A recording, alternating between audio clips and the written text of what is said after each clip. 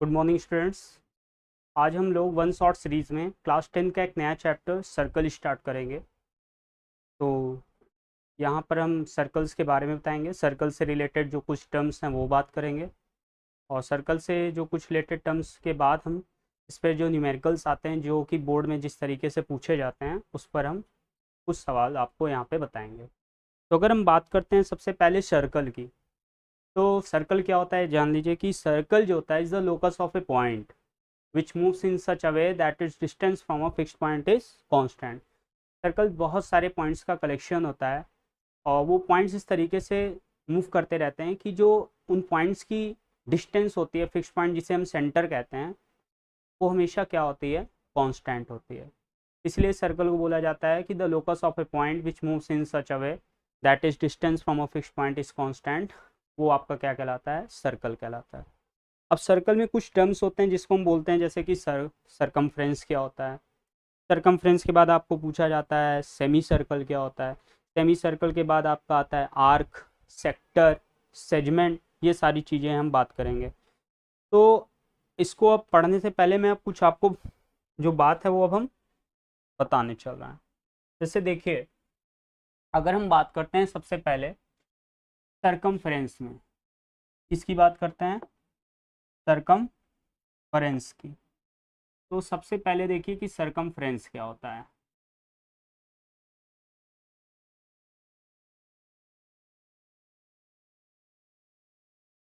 Circumference को simple से अगर डिफाइन करना चाहे तो आप ये बोल सकते हैं the length of the boundary of a circle is known as its circumference.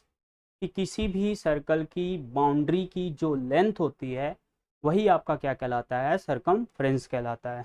आप यहाँ पे मैं लिख सकता हूँ the length of the boundary, the length of the boundary of a circle,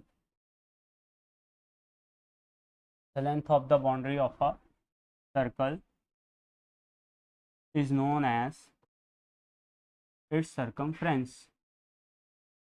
इसी को हम क्या बोलते हैं, circumference बोलते हैं। the length of the boundary of a circle is known as its circumference। कहने का मतलब ये, अगर आपके सर्कल है जिसका सेंटर वो है, तो यही जो बाउंड्री की जो लेंथ होगी, इसी बाउंड्री की जो लेंथ होगी, इसी को हम सर्कमफ्रेंस बोलते हैं। जिसको आप सिंपली टर्म्स में पेरीमीटर भी बोलते हैं। पॉलीगन में आप पेरीमीटर शब्द यूज़ करते हैं ना, तो वहाँ पे यहाँ पे पेरीमीटर ना बोलकर हम सर्कमफ्रेंस यूज़ करते हैं सर्कल के केस में। अब बात आती है सर्कल के बाद, सर्कमफ्रेंस के बाद सेमी सर्कल क्या आता है। सेमी सर्कल क्या होता है, अगर हम बात करते हैं सेमी सर्कल की, तो आपको पता होना चाहिए कि सर्कल में एक आपका डायमीटर होता है। डायमीटर बोला जाता है the chord which passes through the centre of a circle. एक ऐसी कॉर्ड जो कि सर्कल के सेंटर से होकर गुजरती है, उसी को क्या कहते हैं, डायमीटर ऑफ अ सर्कल। तो आप यहाँ पे बोल सकते हैं कि सेमी सर्कल क्या होता है, the diameter of a circle, the diameter of a circle divides it into two equal parts, two equal parts, each of these two equal parts, each of these two equal parts, two equal parts is known as semi circle. अब अगर कोई आपसे पूछेगा कि semi circle क्या होता है तो आप कैसे डिफाइन करेंगे। देखिए, अगर आपसे कोई पूछता है कि सेमी सर्कल क्या होता है तो आप बताइए उसको कि आपने सर्कल बनाया है, देखा है, हाँ, सर्कल में एक डायमीटर होती है, हाँ, तो उस सर्कल में इसकी एक कोई भी एक डायमीटर ड्रॉ कर दीजिए। मान लीजिए मैंने एक ये डायमीटर ड्रॉ कर दी, तो डायमीटर ड्रॉ करने के बाद ये जो सर्कल होता है दो इक्वल पार्ट्स में डिवाइड हो जाता है। एक पार्ट आपका ये कहलाता है और दूसरा पार्ट कुछ आपको ऐसा दिखता है। तो ये जो दोनों पार्ट्स होते हैं यही आपका क्या कहलाता है, सेमी सर्कल कहलाता है। ये हो गया आपका सेमी सर्कल। नेक्स्ट हेडिंग आती है आर्क के बारे में। किसके बारे में, आर्क के बारे में। उसको भी देखिए क्या होता है। अगर हम बात करते हैं आर्क के बारे में, अगर हम बात करते हैं आर्क के बारे में, तो आप लिखिए यहाँ पे the continuous piece of a circle is known as arc of a circle, is known as arc of a circle। किसी भी सर्कल में जो कॉन्टिन्यूअस पीस होता है of a circle is known as arc of a circle. जैसे आपने ये circle लिया जिसका सेंटर हो है, अब इस कॉन्टिन्यूअस जो पीस ऑफ अ सर्कल, इस ये जो आपका सर्कल है कॉन्टिन्यूअस, इसी का एक छोटा सा टुकड़ा ले लीजिए। मान लीजिए मैंने यहाँ पे ये टुकड़ा पी क्यू ले लेता हूँ। तो ये जो कॉन्टिन्यूअस सर्कल का जो एक छोटा सा जो टुकड़ा होता है जिसे यहाँ पे मैंने पी क्यू से दर्शाया है, यही आपका क्या कहलाता है, आर्क ऑफ अ सर्कल कहलाता है। नेक्स्ट बात आती है इसमें सेगमेंट के बारे में। क्या होता है सेगमेंट? सेगमेंट जो होता है एरिया से संबंध रखता है। सेगमेंट होता है क्या, आप लिखिए यहाँ पे the region bounded by a chord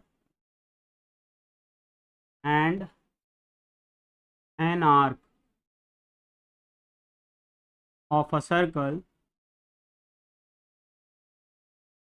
is known as its segment. क्या लिखा है कि जो जगह, रीजन यानी क्षेत्र कह सकते हैं, जो जगह या क्षेत्र घेरी जाती है किसी भी कॉर्ड और आर्क, इन दोनों की मदद से, वही आपका क्या कहलाता है, सेगमेंट कहलाता है। जैसे आपका एक सर्कल है, ये सेंटर है, इसमें मान लीजिए एक मैंने कॉर्ड बना दिया पी क्यू। अब इस कॉर्ड पी क्यू और ये आर्क पी क्यू की मदद से जो जगह घेरी जाती है, यही आपका क्या कहलाता है, सेगमेंट।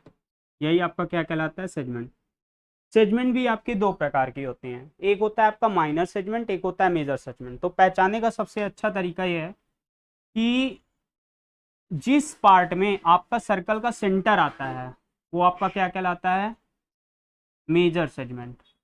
वो आपका क्या कहलाता है, मेजर सेगमेंट। और जिस पार्ट में आपका सर्कल का सेंटर नहीं आता है वो आपका क्या कहलाता है, माइनर सेगमेंट। ये होता है सेगमेंट का कॉन्सेप्ट। फिर नेक्स्ट आपका आता है सेक्टर। नेक्स्ट आपका क्या आता है, sector.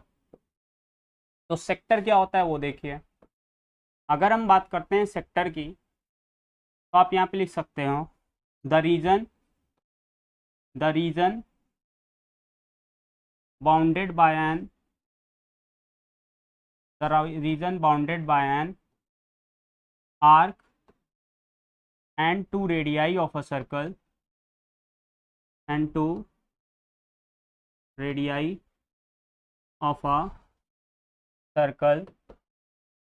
is known as sector of a circle. वो क्या कहलाता है, आपका सर्कल का सेक्टर कहलाता है। किसी भी सर्कल में जो जगह घेरी जाती है किसी भी आर्क, मान लीजिए मैं यहाँ पे आर्क ये बना लेता हूँ पी क्यू और दो रेडियस मिलकर, तो ये देखिए आपके सर्कल के दो रेडियस हैं और ये आपका क्या है, आर्क है। तो जो एरिया घेरा जाता है, arc of a circle, two radii of a circle और एक आर्क ऑफ अ सर्कल, वही क्या कहलाता है, sector of a circle. Sector भी दो प्रकार के होते हैं, जो माइनर आर्क और जो माइनर आर्क और दो रेडियाई की मदद से क्या करता है, जगह घेरी जाती है, वो आपका क्या कहलाता है, माइनर सेक्टर। और जो मेजर आर्क के द्वारा जगह घेरी जाती है और रेडियाई की मदद से घेरा जाता है, जगह वो क्या कहलाता है आपका मेजर सेक्टर। ये होता है आपका सेक्टर का कॉन्सेप्ट। तो सेक्टर जब आपने पढ़ लिया, तो अब आपको जहाँ से आपको चैप्टर आपकी स्टार्टिंग होती है, ये सारी टर्म्स तो हैं रिलेटेड हैं कि सर्कल अगर आप पढ़ रहे हैं तो ये सारी चीज़ें आनी चाहिए, क्योंकि कहीं ना कहीं अगर क्वेश्चन में ये सारे शब्द इस्तेमाल हो तो आपको पता रहना चाहिए। फिर नेक्स्ट आपका आता है tangent to a circle. Next आपका है टेंजेंट टू अ सर्कल, कि किसी भी सर्कल में टेंजेंट क्या होता है।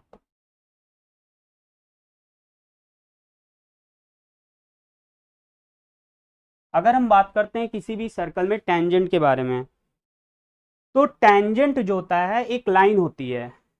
ध्यान से सुनिएगा कि टेंजेंट क्या होता है, एक लाइन होती है जो कि सर्कल को केवल और केवल एक पॉइंट पर इंटरसेक्ट करता है, या आप कह सकते हैं कि सर्कल को सरकमफ्रेंस पर केवल और केवल एक पॉइंट पर टच करते हुए निकलता है। तो बता सकते हैं tangent to a circle, tangent जो होता है, जो किसी सर्कल पे टेंजेंट होता है, tangent to a circle is a line. जो टेंजेंट होता है सर्कल पे वो एक ऐसी लाइन होती है that intersects the circles, that intersect the circle, that intersect the circle at only one point, that intersect the circle at only one point। तो किसी भी सर्कल में जो टेंजेंट होता है वो एक ऐसी लाइन होती है जो कि सर्कल को केवल और केवल एक पॉइंट पर टच करते हुए निकलता है। अब वो देखिए कैसे होता है। जैसे ये देखिए, ये आपका क्या है, सर्कल है। अब सर्कल पर मैं एक ऐसी लाइन ड्रॉ करूँ, सर्कल के सरकमफ्रेंस पर से पास करते हुए एक ऐसी लाइन ड्रॉ करूँ जो कि सर्कल के सरकमफ्रेंस पर केवल एक पॉइंट पर टच करे। देखिए एक ऐसी लाइन है जो कि सर्कल के सरकमफ्रेंस पर केवल एक पॉइंट पर इंटरसेक्ट करेगी, और ये जो पॉइंट होता है जहाँ पर सर्कल और टेंजेंट, ये लाइन आपस में मिलती हैं, टेंजेंट आपस में मिलती हैं, इसी को बोलते हैं पॉइंट ऑफ कॉन्टैक्ट। ये बोला जाता है पॉइंट ऑफ कॉन्टैक्ट।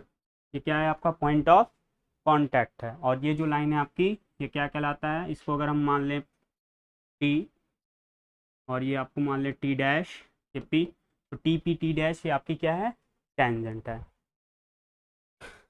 नेक्स्ट आपकी बात आती है, कुछ चीज़ें आपको और जानना पड़ेगा, लेंथ ऑफ सेगमेंट। अगर हम बात करते हैं लेंथ ऑफ सेगमेंट की, या आप कह सकते हैं कि लेंथ ऑफ सेगमेंट अगर ना बात करें, लेंथ ऑफ टेंजेंट की बात करते हैं, तो लेंथ ऑफ टेंजेंट क्या होता है ये भी देखिए ध्यान से।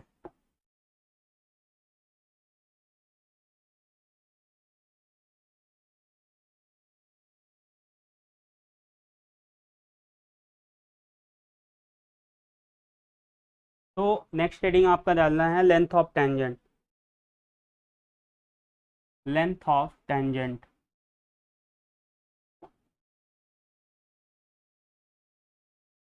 Length of tangent, length of segment अगर हम बात कर टेंजेंट की अगर हम बात करते हैं तो लिखे सकते हैं कि द लेंथ ऑफ सेगमेंट, जो लेंथ होती है किसी भी लाइन सेगमेंट की, between the given point, between the given point and the point of contact, and the point of contact, the length of segment between the given point and the point of contact is called the length of tangent। वही क्या कहलाती है, tangent की length कहलाती है, the length of tangent. अब देखिए क्या है लेंथ ऑफ टेंजेंट। सपोज करिए आपने कोई एक सर्कल बनाया जिसका सेंटर ओ है, यहाँ पर मैंने एक टेंजेंट ये बना दिया, मान लीजिए ये मैंने क्या बना दिया, टेंजेंट बना दिया। अब ये टेंजेंट ए पर सर्कल को ए पॉइंट पर टच करिए, जिसको हम पॉइंट ऑफ कांटेक्ट बोलेंगे यहाँ पर ए, और यहाँ पे मैंने एक पॉइंट लिया एक्सटर्नल पॉइंट बी। तो यहाँ पर अगर हम बात करते हैं लेंथ ऑफ टेंजेंट, तो ये लिखा गया है the length of segment between the given point. यहाँ पे एक पॉइंट क्या है, गिवन पॉइंट ये क्या है आपका बी है, ये आपका गिवन पॉइंट है। तो जो लेंथ होती है सेगमेंट की between the given point and the point of contact, और आपका क्या है पॉइंट ऑफ कॉन्टैक्ट। तो पॉइंट ऑफ कॉन्टैक्ट और गिवन पॉइंट के बीच की जो लेंथ होती है, पॉइंट ऑफ कॉन्टैक्ट और गिवन पॉइंट के बीच की जो लेंथ होती है, जिसे मैं यहाँ पे ए बी से दर्शाया हूँ, इसी को हम क्या बोलते हैं, लेंथ ऑफ टेंजेंट। आप यहाँ लिख सकते हैं कि A B is the length of tangent, A B is the length of tangent. ये होता है आपका लेंथ ऑफ टेंजेंट। क्या होता है ये मैंने बता दिया कि गिवन पॉइंट और पॉइंट ऑफ कॉन्टैक्ट के बीच की दूरी को ही हम क्या कहते हैं, लेंथ ऑफ टेंजेंट कहते हैं। नेक्स्ट आता है आपका, कुछ आपको यहाँ पे नोट्स करके लिखने पड़ेंगे। नोट क्या है वो ध्यान से देखिए। नोट आपका क्या है तो देखिए क्या कह रहा है, कुछ नोट्स हैं उसको आप जान लीजिए जो कि टेंजेंट से ही रिलेटेड है।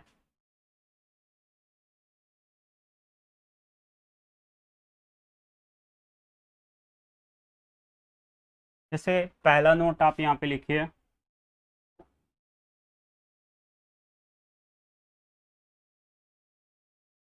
पहले लिखिए आप यहाँ पे, the tangent at any point of a circle, the tangent at any point of a circle is perpendicular, the tangent at any point of a circle, the tangent at any point of a circle is perpendicular to the radius through the point of contact, through the point of contact। अब ये क्या कह रहा है ध्यान से देखिए कि अगर आप कोई सर्कल बनाते हैं, जिसका मान लीजिए यहाँ में मैंने सर्कल बनाया जिसका सेंटर हो है, और आप ये जान लीजिए कि जो टेंजेंट होता है, जब आप सर्कल के किसी भी पॉइंट से टेंजेंट ड्रॉ करते हो, मान लीजिए मैंने यहाँ पे एक टेंजेंट ये ड्रॉ किया T P T dash P, और ये मैंने मान लिया टी, ये मेरा एक टेंजेंट है। तो जो टेंजेंट होता है जो कि किसी भी सर्कल के को टच करते हुए क्या करता है, निकलता है, वो हमेशा रेडियस से 90 डिग्री का एंगल बनाती है through the point of contact. जहाँ पर टेंजेंट जो कि पॉइंट ऑफ कॉन्टैक्ट के जरिए से क्या होता है, मिला होता है, वो हमेशा, यानी सिंपल सी बात ये है कि जो टेंजेंट होता है वो रेडियस के साथ, द टेंजेंट जो होता है किसी भी सर्कल के अगर किसी भी पॉइंट पर टेंजेंट ड्रॉ होती है, तो वो टेंजेंट सर्कल के रेडियस के साथ हमेशा 90 डिग्री का एंगल बनाती है through the point of contact के जरिए। तो वही लिखा है कि जो टेंजेंट होता है at any point of a circle is perpendicular to the radius through the point of contact. दूसरी बात ये लिखा है, द टेंजेंट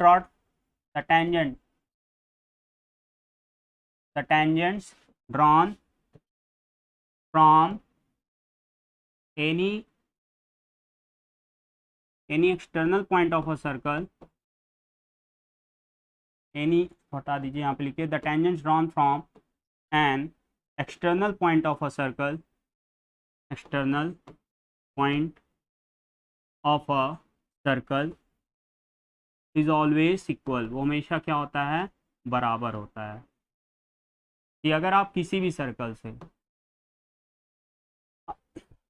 अगर आप मान लीजिए आपने ये सर्कल लिया जिसमें ये सर्कल का सेंटर कैपिटल है, और आपने एक बाहर पॉइंट कैपिटल पी ले लिया, अगर आप इस पॉइंट कैपिटल पी से एक टेंजेंट्स किसी भी एक्सटर्नल पॉइंट से, पहले आप जान लीजिए कि किसी भी एक्सटर्नल पॉइंट से सर्कल पर केवल और केवल 2 टेंजेंट्स ड्रॉ हो सकते हैं। तो यहाँ पे जो 2 टेंजेंट्स ड्रॉ होंगे वो मान लीजिए मैंने एक ड्रॉ किया पी टी और एक मैंने ड्रॉ किया टी क्यू। तो अगर किसी एक्सटर्नल पॉइंट से सर्कल पर टेंजेंट्स डाले जाते हैं तो उनकी लेंथ हमेशा बराबर होती है, यानी जितनी लेंथ टी पी की होगी उतनी ही लेंथ टी क्यू की होगी। The length of T P is equal to the length of T Q. यही है कि अगर आप किसी भी एक्सटर्नल पॉइंट से किसी भी सर्कल पर क्या करते हैं, टेंजेंट्स ड्रॉ करते हैं, तो उन टेंजेंट्स की लेंथ हमेशा बराबर होती है। ये है। नेक्स्ट आपका जो टॉपिक है वो है आपका, एक नोट करके लिख लीजिए उसमें भी,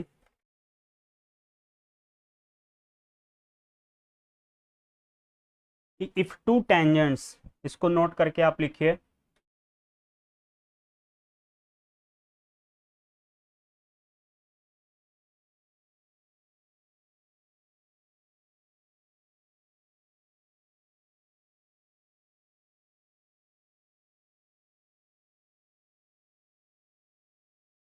पहला लिखिए,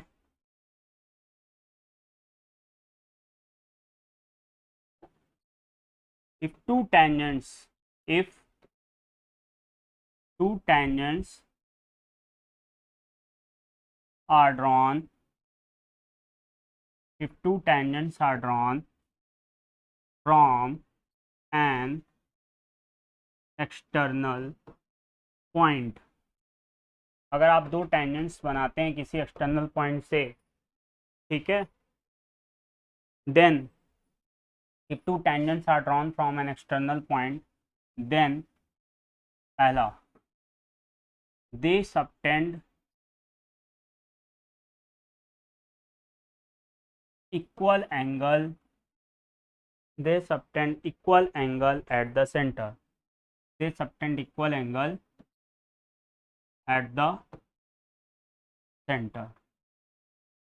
यानी यहाँ पे बोला गया है कि अगर आप कोई सर्कल ड्रॉ करते हैं, जिसकी मान लीजिए यहाँ पे मैंने सर्कल का सेंटर लिया है कैपिटल O और एक एक्सटर्नल पॉइंट लिया है कैपिटल P, अगर दो टेंजेंट्स आप ड्रॉ करते हैं किसी एक्सटर्नल पॉइंट से, मान लीजिए मैंने दो टेंजेंट्स ड्रॉ किया किसी एक्सटर्नल पॉइंट से, वो है P, एक मैंने लिया TP और एक लिया मैंने PQ, तो अगर आप टू टेंजेंट्स ड्रॉ करते हो किसी एक्सटर्नल पॉइंट से, तो then they subtend equal angle at the centre.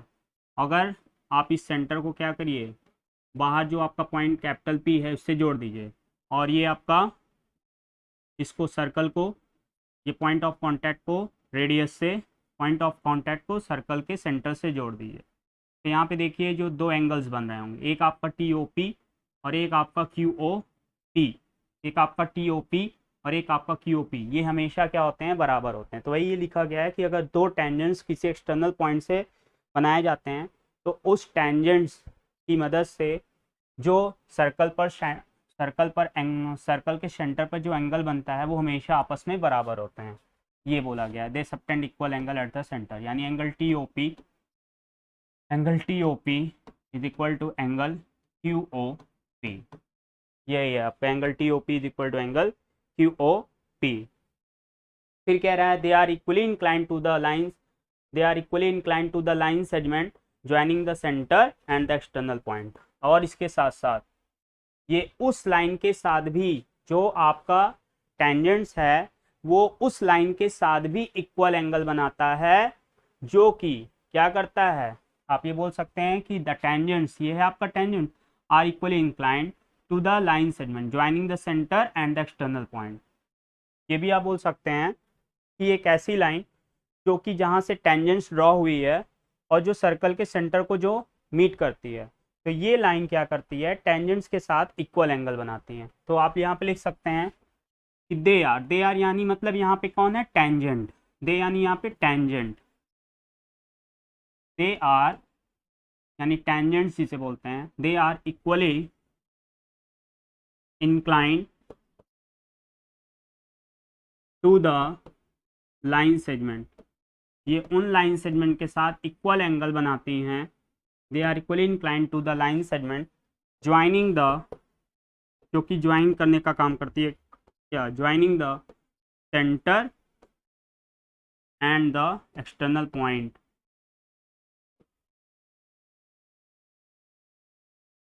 and the external point from which tangents are drawn, from which tangents are drawn,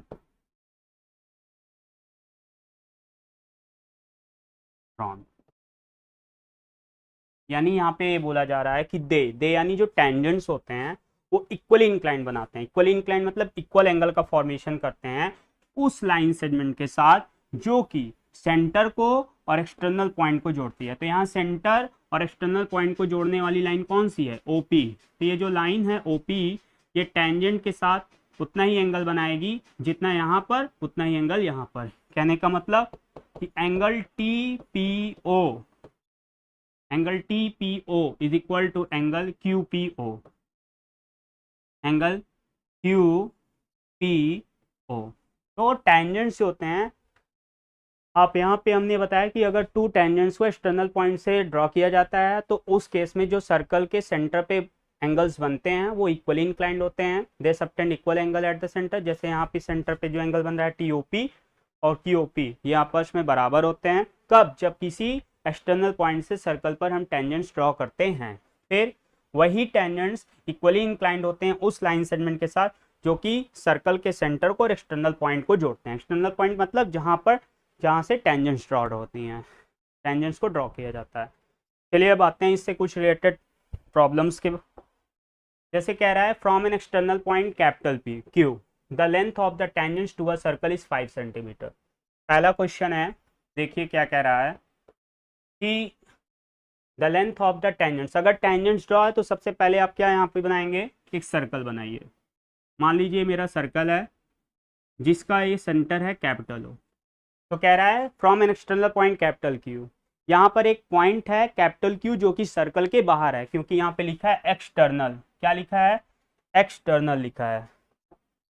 तो यहाँ पे आप एक्सटर्नल पॉइंट एक ले लीजिए कैपिटल Q, एक आपका एक्सटर्नल पॉइंट है कैपिटल Q। मान लीजिए मैं यहाँ पे एक्सटर्नल पॉइंट कैपिटल Q ले लेता हूँ। तो from an external point capital Q, किसी एक्सटर्नल पॉइंट कैपिटल Q से जो टेंजेंट्स की लेंथ होती है वो दी गई है 5 सेंटीमीटर। मान लीजिए यहाँ से मैं एक सर्कल का टेंजेंट ड्रॉ करता हूँ जो कि Q को यहाँ से टच करती है। फ्रॉम एक्सटर्नल पॉइंट Q से मैं इस सर्कल पर ये एक टेंजेंट ड्रॉ करता हूँ जो कि यहाँ पे सर्कल को जहाँ पे मीट कर रहा है उसको हम नाम दे देते हैं P मान लीजिए, और इसकी लेंथ भी दी गई है आपको 5 centimetre. From an external point capital Q the length of the tangents to a circle is 5 centimetre. तो एक्सटर्नल पॉइंट से जो सर्कल की पे टेंजेंट्स ड्रॉ किया जा रहा है उसकी लेंथ कितनी दी गई है? 5 सेंटीमीटर। फिर कह रहा है and the distance of Q from the centre is 8 centimetre, और जो Q की दूरी है सर्कल के सेंटर से वो भी दी गई है, कितना? 8 सेंटीमीटर। क्या दी गई है? 8 सेंटीमीटर की जो सेंटर की एक्सटर्नल पॉइंट से दूरी है वो क्या दी गई है? 8 सेंटीमीटर। तो पूछा है the radius of the circle, तो आपसे पूछा है कि रेडियस फाइंड आउट करिए। रेडियस जिसको हम मान लेते हैं स्मॉल r। अब आपको मैंने बताया था कि द टेंजेंट्स, याद हो मैंने आपको लिखवाया था the tangents make an angle of 90 degree with the radius through the point of contact, कि जो टेंजेंट होता है वो रेडियस के साथ हमेशा 90 डिग्री का एंगल बनाता है पॉइंट ऑफ कॉन्टैक्ट के जरिए, through the point of contact, जो कि पॉइंट ऑफ कॉन्टैक्ट के जरिए दोनों आपस में मीट करते हैं। तो यहाँ पे पॉइंट ऑफ कॉन्टैक्ट क्या है? P। तो यहाँ पर यानी ये क्या हो गया? 90 डिग्री। यहाँ पे क्या हो गया आपका? 90 डिग्री। अगर ये 90 डिग्री हो गया यानी अभी कैसा ट्रायंगल हो गया आपका? ये हो गया आपका राइट एंगल ट्रायंगल। तो अब आप यहाँ पे लिख सकते हैं in right angled triangle, in right angled triangle, in right angled triangle, ये आपका जो राइट एंगल ट्रायंगल है आप बोलिए यहाँ पे OPQ, OPQ। आप यहाँ पे लिख सकते हैं OQ का स्क्वायर, OQ का square is equal to QP का स्क्वायर प्लस OP का स्क्वायर। पाइथागोरस थ्योरम जिसे हम कहते हैं कि hypotenuse square equal to perpendicular square plus base square. तो यहाँ OQ की जो लेंथ है वो है आपकी 8 सेंटीमीटर का होल स्क्वायर, QP की जो आपकी लेंथ है वो है आपका 5 सेंटीमीटर का होल स्क्वायर, और OP जो है यहाँ पे मैंने R माना है और इसी R की वैल्यू यानी रेडियस में फाइंड आउट करना है। तो 8 का स्क्वायर क्या होता है? 64 सेंटीमीटर स्क्वायर, फिर 5 सेंटीमीटर यानी 25 सेंटीमीटर स्क्वायर प्लस R का स्क्वायर, और आगे इसको सॉल्व करेंगे तो आप लिखेंगे 64 centimetre square minus 25 centimetre square is equal to R का square. 14 minus 5 9, 5 minus 2 3, 39 centimetre square is equal to R का स्क्वायर, यानी ये आपका आ गया √39 centimetre is equal to R। ये हो गया आपका, यानी जो रेडियस है वो किसकी वैल्यू कितनी आएगी? √39 9 सेंटीमीटर। ये आपका आंसर आएगा पहले का, √39 सेंटीमीटर। नेक्स्ट क्वेश्चन देखिए क्या है। नेक्स्ट क्वेश्चन चलिए, कह रहा है कि इन फिगर, यहाँ पे देखिए ये आपको फिगर दिया गया है जिसमें ये बताया गया है कि जो ए बी की लेंथ है वो ए सी के बराबर है। यहाँ पे आप लिख सकते हैं कि गिवन है आपको ए बी जो है ए सी के क्या है, बराबर है।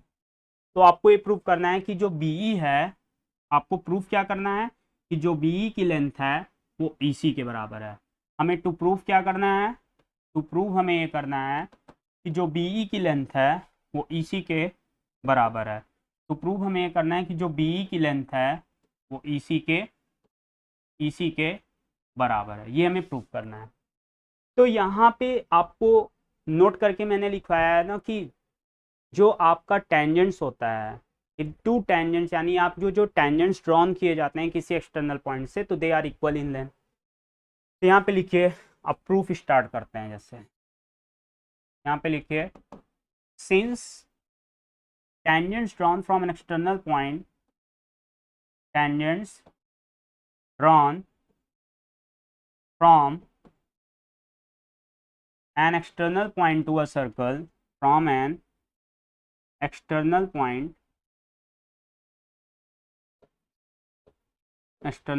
to a circle are equal in length। वो क्या होते हैं लेंथ में, बराबर होते हैं, are equal in length।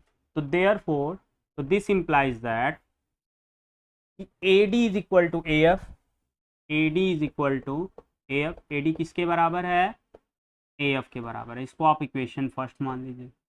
जैसे आपका AD AF के बराबर है, क्यों, क्योंकि एक्सटर्नल पॉइंट A से दो टेंजेंट ड्रॉ की गई है, एक AD और एक AF। इसी तरह एक्सटर्नल पॉइंट B से भी दो टेंजेंट ड्रॉ की गई है, BD और B। तो BD की लेंथ किसके बराबर होगी, BE के बराबर होगी। ये आपका इक्वेशन सेकेंड मान लीजिए। इसी तरह एक्सटर्नल पॉइंट C से जो टेंजेंट ड्रॉ की गई है C और CF, इनकी भी लेंथ आपस में बराबर होगी। C इज इक्वल टू क्या हो जाएगा आपका, CF। ये आपका इक्वेशन थर्ड हो गया। अब ये तो आपका आपने थ्योरम से बताया, जो नोट मैंने आपको बताया कि जो टेंजेंट्स ड्रॉन की जाती है external point of a circle are equal in length, ये उससे हो गया। लेकिन क्वेश्चन में दिया गया है but A B is equal to A C, लेकिन आपको क्वेश्चन में दिया गया है ए बी बराबर ए सी की वैल्यू। अब आपको पता है कि दो बराबर चीज़ों में, जैसे अगर 4 इक्वल्स टू मैंने 4 दिखाया, इसमें भी मैं -1 कर दूँ और इधर भी -1 कर दूँ, तो फिर भी आंसर क्या आएगा, बराबर ही आएगा ना।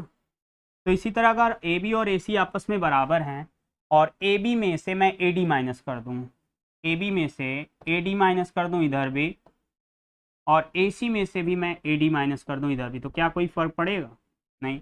दो इक्वल चीज़ों में अगर मैं दो इक्वल चीज़ें माइनस करूँगा तो कुछ फ़र्क पड़ेगा, नहीं पड़ेगा। अब आप फिगर में जाइए कि अब ए बी में से अगर आप ए डी, फिगर में देखिए ए बी में से, या आप इसको पहले ऐसे लिखिए A B minus A D. अब यहाँ पे देखिए ए सी माइनस ए डी की जो लेंथ है वो ए एफ के बराबर मैंने प्रूफ की है फ्रॉम फर्स्ट है। तो यहाँ ए डी की जगह मैं ए एफ लिख सकता हूँ, since A D is equal to A F लिख दीजिए, क्योंकि ए डी ए एफ के बराबर है, इसीलिए मैंने ए डी की जगह ए एफ लिखा है। अब आप फिगर में देखिए, जब ए बी में से आप ए डी घटा देते हैं तो किसके बराबर आ जाता है, बी डी के बराबर आ जाता है। और इसी तरह ए सी में से जब आप ए एफ घटा देते हैं फिगर में, तो क्या बचता है, एफ सी बचता है। तो आपने यहाँ पे बराबर दिखाया पहले कि बी डी किसके बराबर है, एफ सी के बराबर है। लेकिन इक्वेशन सेकेंड में मैंने दिखाया है कि बी डी जो है बी के बराबर है, क्योंकि जो टेंजेंट्स हैं drawn from external point are equal. तो B D is equal to B, यानी आप यहाँ से इक्वेशन सेकेंड से बी डी बराबर बी है, तो यहाँ बी डी की जगह बी लिख सकते हैं इक्वेशन सेकेंड का यूज करते हुए। इसी तरह एफ सी की लेंथ किसके बराबर है, ई सी के बराबर है। एफ सी की लेंथ किसके बराबर है, इक्वेशन थर्ड में देखिए ई सी के बराबर है। तो एफ सी बराबर मैंने क्या लिख दिया, ई सी। यहाँ पे लिख दीजिए सिंस, क्योंकि बी डी जो है वो बी के बराबर है, एंड और जो आपका एफ सी है वो सी के बराबर है, F C is equal to C के बराबर है। तो इस तरीके से क्वेश्चन सॉल्व होता है, एफ सी बराबर सी। चलिए नेक्स्ट क्वेश्चन पे हम चलते हैं। नेक्स्ट क्वेश्चन आपका क्या है, देखिए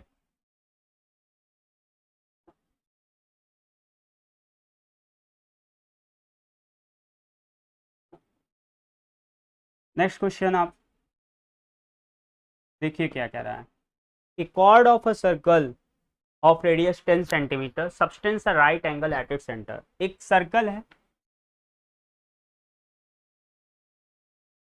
इस सर्कल में एक कॉर्ड बनाया गया है, ये मान लीजिए आपका कॉर्ड है। A chord of a circle of radius 10 centimetre, एक सर्कल में कॉर्ड है और ये जो सर्कल है इसकी जो रेडियस है वो आपको दिया गया है कितना, 10 सेंटीमीटर। ये भी 10, ये भी 10, ये भी 10 सेंटीमीटर, ये भी 10 centimetre. Subtends a right angle at the centre, ये जो कॉर्ड है और ये जो रेडियस है ये दोनों मिलकर क्या कहते हैं कि सर्कल के सेंटर पर 90 डिग्री का एंगल बनाता है। तो पूछा है लेंथ ऑफ द कॉर्ड, यानी आपको कॉर्ड की लेंथ फाइंड आउट करने के लिए कह रहा है कि कॉर्ड की लेंथ कितनी होगी। बहुत आसान है, आपको पता है कि रेडियस बराबर होता है, इसलिए मैंने इसको भी 10 सेंटीमीटर दिखाया तो इसको भी 10 सेंटीमीटर दिखाया। यहाँ पे 90 डिग्री बन ही रहा है, तो एक ऐसा ट्रायंगल हो गया, ये हो गया आपका। ऐसे तो आप इसको चाहे तो राइट एंगल्ड ट्रायंगल भी बोल सकते हैं या आइसोसेलेस राइट एंगल्ड ट्रायंगल भी बोल सकते हैं।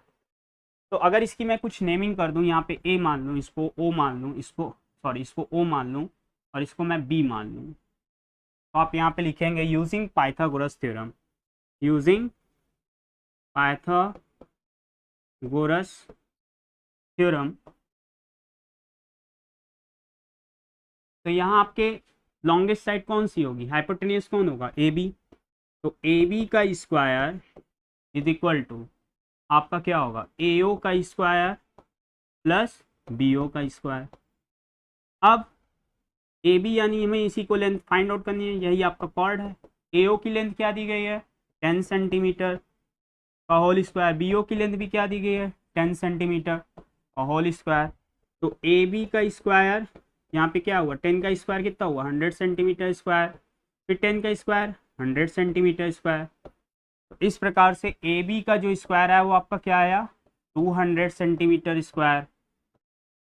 इसको आप सॉल्व करेंगे तो आप इसको ऐसे लिख सकते हैं 200 अंडर रूट, ये जब आपका स्क्वायर इधर जाता है तो अंडर रूट में कन्वर्ट हो जाता है, 200 सेंटीमीटर स्क्वायर। तो A B is equal to 200 को आप 2 × 100 लिख सकते हैं, सेंटीमीटर पेयर में है 2 बार तो बाहर निकलेगा 1 बार हो गया, तो आपका आया 10√2। 100 को आप 10 × 10 लिख सकते हैं, तो आपका हो गया 10√2 सेंटीमीटर। यानी इसका आंसर क्या होगा आपका, बी 10√2 सेंटीमीटर होगा आपका। चलिए नेक्स्ट क्वेश्चन पे चलते हैं, क्या है आपका, देखिए next question.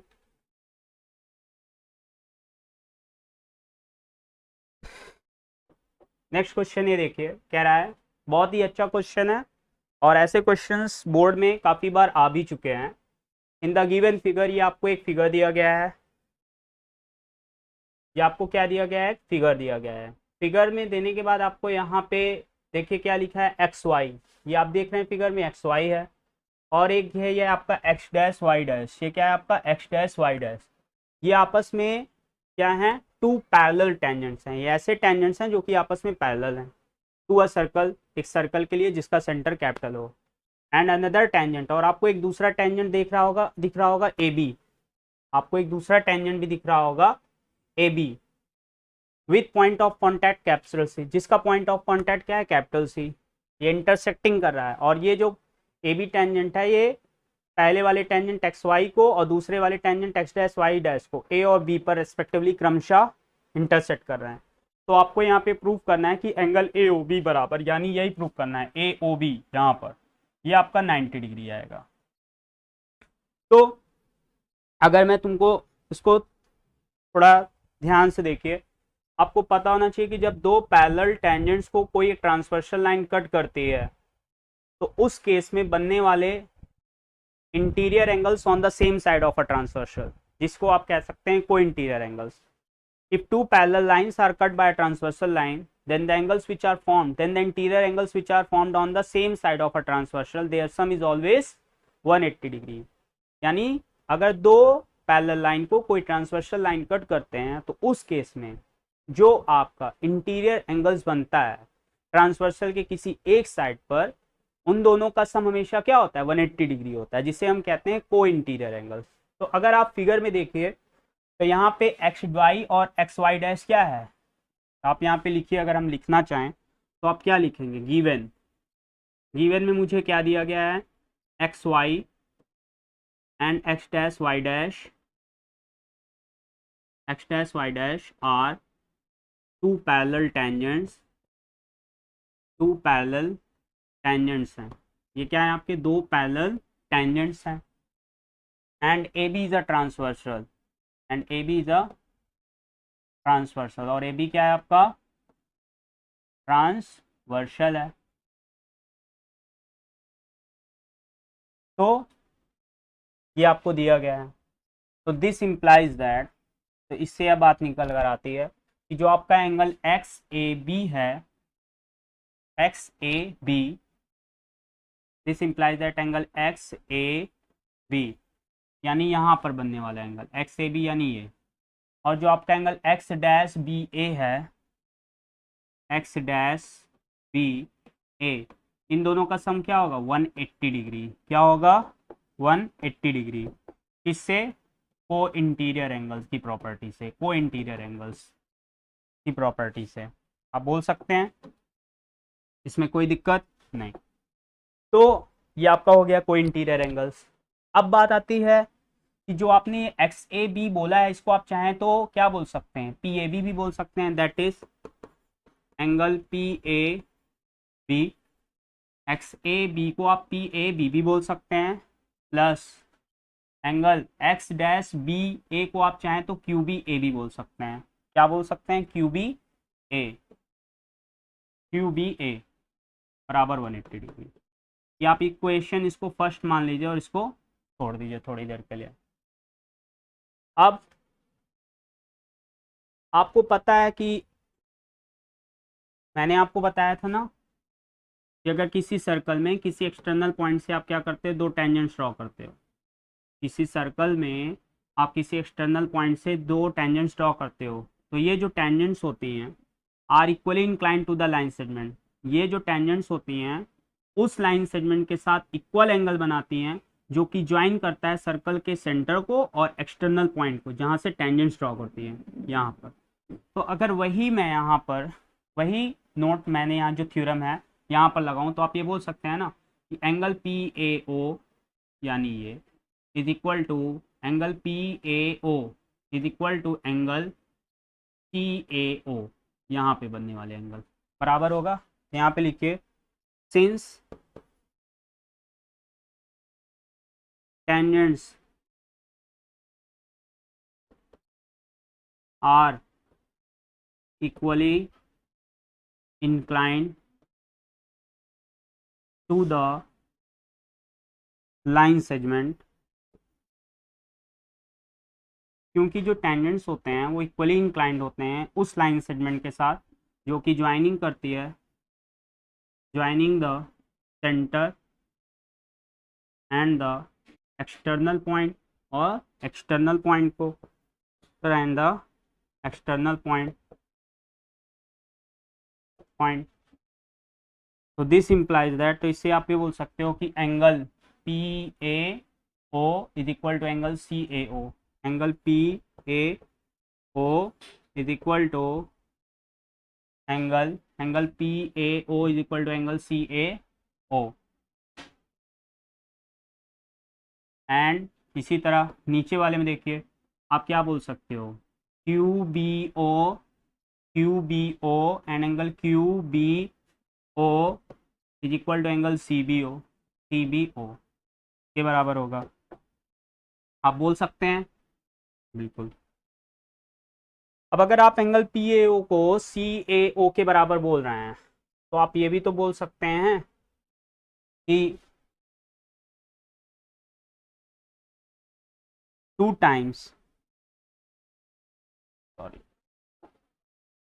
and the external time segment joining the center and the external point। आप ये भी बोल सकते हैं कि 2 times यहाँ पे मैं आता है थोड़ा सा,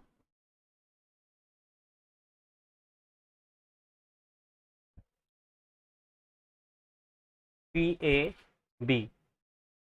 आप ये भी बोल सकते हैं कि 2 times angle P, 2 times angle P A O, 2 times angle P A O, 2 times angle P A O, या आप डायरेक्ट यहाँ पे ले लीजिए 2 टाइम्स एंगल ओ ए सी। मैं क्यों यहाँ पे 2 टाइम्स बोल रहा हूँ इसका भी कारण बता रहा हूँ। जब ये एंगल आपका, जब ये एंगल इस एंगल के बराबर है, तो ये जो पूरा का पूरा जो एंगल्स है, अगर ये वाला एंगल ये वाले एंगल के बराबर है, यानी पी ए ओ और आपका ओ ए सी अगर आपस में इक्वल हैं, तो आप ये बोल सकते हो ना कि total angle P A C, जो आपका total angle P A C है या पी ए बी बोलिए, तो ये आप total 2 times angle P O A C भी बोल सकते हैं कि नहीं बोल सकते हैं। तो आप यहाँ पे लिखिए 2 times angle O A C plus 2 times angle O B C is equal to 180 degree. क्यों? क्योंकि आपस में बराबर हैं, पी ए ओ और सी ए ओ आपस में बराबर हैं, तो पूरा का पूरा एंगल्स किसी एक एंगल का क्या होगा, 2 गुना होगा। और चाहें तो आप ये जो आपका 2 times angle O A C है, ये आपका 2 टाइम्स एंगल ओ ए सी बोलिए, या आप इसको बोल दीजिए ओ ए बी, या आप ये भी लिख सकते हैं और 2 times angle A O B plus, इसी तरह आप चाहे angle 2 times O B C बोलिए, आप पूरा का पूरा बोल दीजिए ओ बी ए, और plus 2 times angle O B A, A O B, A O B, sorry ये वाला थोड़ा सा रुकिए 2 मिनट, क्या लिख रहा हूँ, 2 टाइम्स, ठीक है, और 2 times angle O A B, O A B plus 2 times angle O B C को आप चाहे बोल सकते हैं 2 times angle O B A, O B A, 2 times angle O B A बराबर क्या होगा, 180 डिग्री।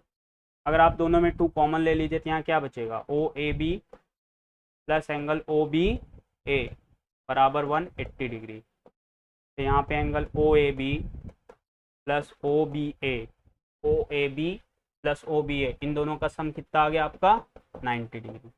या आप इसको इक्वेशन अगर फर्स्ट मान लीजिए। तो अब आ जाइए फिगर में, आपको ट्रायंगल ओ बी ए दिख रहा होगा, तो आप यहाँ पे लिखिए इन ट्रायंगल ओ बी ए, आप क्या लिखेंगे, angle A O B, angle A O B plus angle O B A plus angle O A C plus angle O A B, A B O, ये सब क्या होगा 180 डिग्री के बराबर। कि sum of all interior angles of a triangle is always क्या होता है, 180 डिग्री। अब आप यहाँ फिगर में देखिए ओ ए बी और ओ B A, O A B और ओ बी ए, इन दोनों का सम क्या दिया गया है, 90 degree. Angle A O B को आप एंगल ए ओ बी लिखिए, इन दोनों का सम 90 डिग्री, मैंने इक्वेशन फर्स्ट में प्रूव किया, तो बराबर क्या हो गया, 180 डिग्री। तो एंगल ए ओ बी बराबर इस तरीके से क्या हो गया, 90 डिग्री। हेंस प्रूव, यही आपको प्रूव करना था, तो आप इस तरीके से इसको प्रूव कर सकते हैं।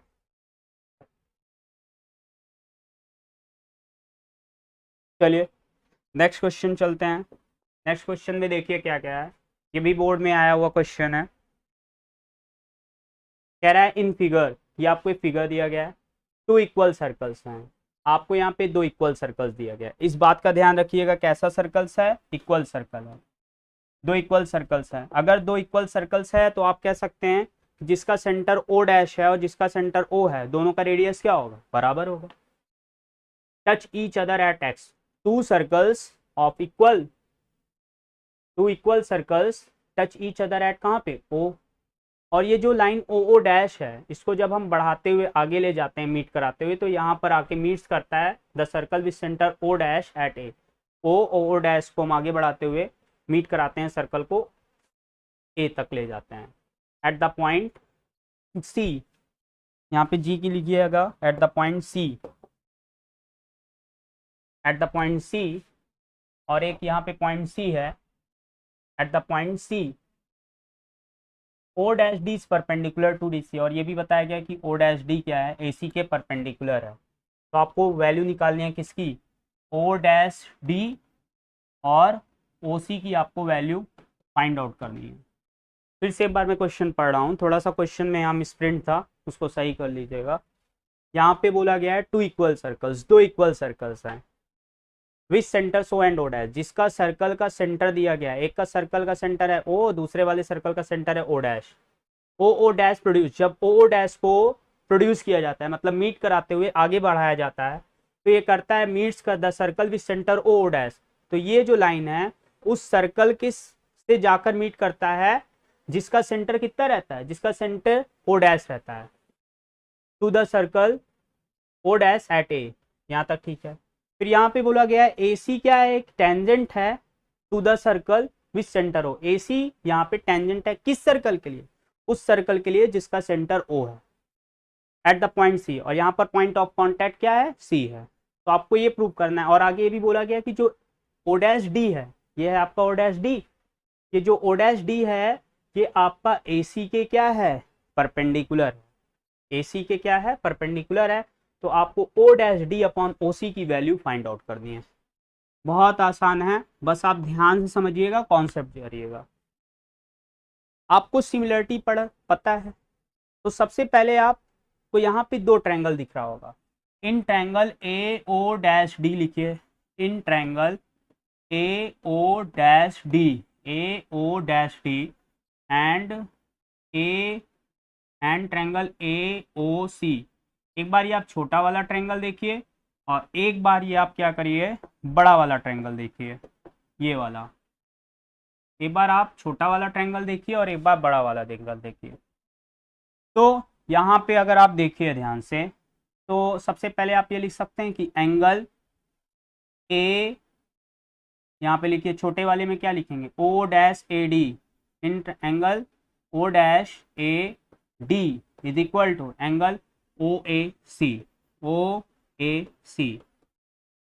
सिंपली आप ये भी लिख सकते हैं कि angle A is equal to angle A, common है, चलिए कॉमन है, ये हो गया आपका। नेक्स्ट भी देखिए, आपको पता है कि the tangents make an angle of 90 degree with the radius through the point of contact, कि जो टेंजेंट होता है वो 90 डिग्री का एंगल बनाता है रेडियस के साथ through the point of contact, यानी यहाँ पर कितना एंगल होगा, 90 डिग्री। और क्वेश्चन में दिया ही गया है कि ओ डैश डी जो है ए सी के साथ परपेंडिकुलर है, यानी यहाँ पे भी 90 डिग्री। तो आप यहाँ पे लिख सकते हैं कि angle A D O, angle A D O dash is equal to angle A C O बराबर 90 डिग्री, ये भी हो गया। तो therefore triangle A O dash D, therefore triangle A O dash D is equal to, is similar to, sorry equal to बोल रहा हूँ, is similar to, ये मिट गई, angle A is equal to angle A, और angle A D O dash is equal to angle A C O बराबर 90। तो therefore triangle A O dash D, A O dash D बोल रहा हूँ, therefore triangle A O dash D is similar to triangle A O C. इससे by angle similarity, by angle similarity से मैंने दोनों triangle को क्या दिखा दिया, बराबर दिखा दिया, क्या दिखा दिया, अरे सिमिलर दिखा दिया, सॉरी, बाई एंगल सिमिलरिटी।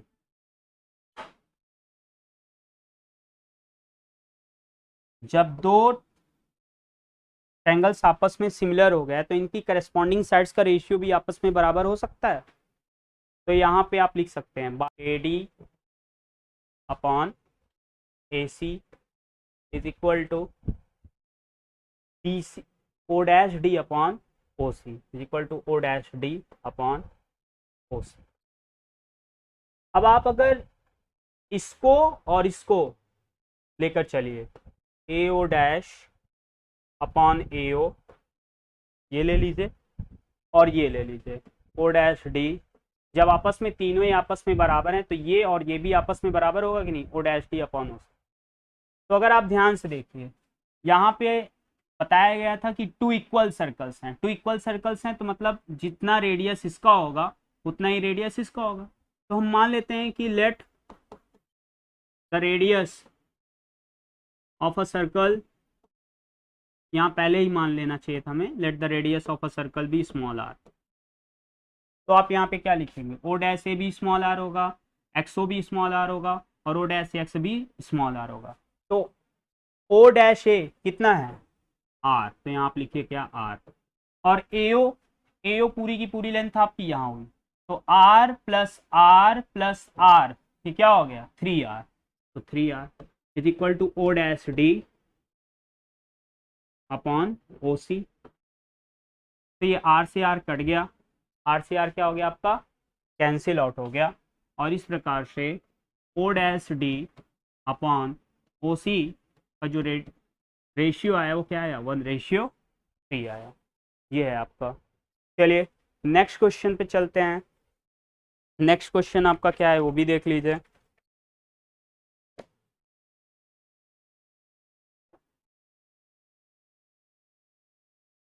चलिए इसको भी देख लीजिए इसी वक्त। प्रूव दैट, ये आपका प्रूविंग का क्वेश्चन है। इसमें कह रहा है कि prove that opposite sides of a quadrilateral circumscribing a circle subtend supplementary angles at the center of the circle। यानी एक क्वाड्रिलेटरल है, ऐसा समझिए, जिसके अंदर आपका एक क्या बनाया है, सर्कल बनाया है,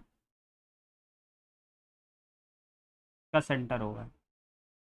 तो इस सर्कल की मदद से जो एंगल बनते हैं क्वाड्रिलेटरल और सर्कल की मदद से, आप ये बोल रहा है कि prove that the opposite sides of a quadrilateral, ये अपोजिट साइड्स है ऑफ अ क्वाड्रिलेटरल का, सर्कमस्क्राइबिंग अ सर्कल, जो कि सर्कल को क्या करके रखा है, घेर के रखा है। सबटेंड, सबटेंड मतलब बना रहा है यहाँ पे supplementary angle, subtend supplementary angles eight the centre of the circle. कि अपोजिट साइड्स जो होते हैं क्वाड्रिलेटरल के सबटेंड करते हैं supplementary angles eight the centre. अगर मैं इसकी कुछ नेमिंग कर दूं, मान लीजिए इसको मैं ए लिख देता हूँ, इसको बी, इसको सी, इसको डी, और इसको मैं दिखा देता हूँ आपका किससे, ई, इसको मैं दिखा देता हूँ एफ, इसको दिखा देता हूँ जी, और इसको दिखा देता हूँ एच से। तो हमको यही प्रूव करना है कि जो एंगल AOB है और जो एंगल आपका DOC है, इन दोनों का सम 180 डिग्री करना है। यानी गिवन में हमें क्या दिया गया है, गिवन में हमें एक दिया गया है क्वाड्रिलेटरल जो कि सर्कमस्क्राइबिंग कर रहा है सर्कल को, और हमें प्रूव ये करना है, मैं डायरेक्ट यहाँ लिख रहा हूँ, प्रूव हमें ये करना है, टू प्रूव जो हमें ये करना है हमें टू प्रूव में ये करना है कि angle AOB plus angle DOC, इन दोनों का सम 180 डिग्री, हमें यही प्रूव करना है। तो कैसे प्रूव करेंगे ये बात ध्यान से पढ़िए। सबसे पहले आप क्या करिए, यहाँ पे एक लाइन ड्रॉ करिए, यहाँ पर एक लाइन ड्रॉ करिए, यहाँ पे एक लाइन, यहाँ पे एक लाइन, ये ड्रॉ कर लिए। और इस पे कुछ एंगल्स मान लीजिए, इसको इतने को मैं एंगल 1 मान लेता हूँ, ये 2, ये 3, ये 4, ये 5, ये 6, ये 7 और ये 8 मान लेता हूँ। तो आपको यहाँ पे दो ट्रायंगल देखने को मिल रहा हो, एक देखिए आपको ट्रायंगल AOH दिख रहा होगा, और एक ट्रायंगल आपको AOH के बाद AOE दिख रहा होगा, दिख रहा है। तो लिखिए यहाँ पे प्रूफ, स्टार्ट करिए। अगर हम बात करते हैं प्रूफ में, तो आप लिखेंगे in triangle AOH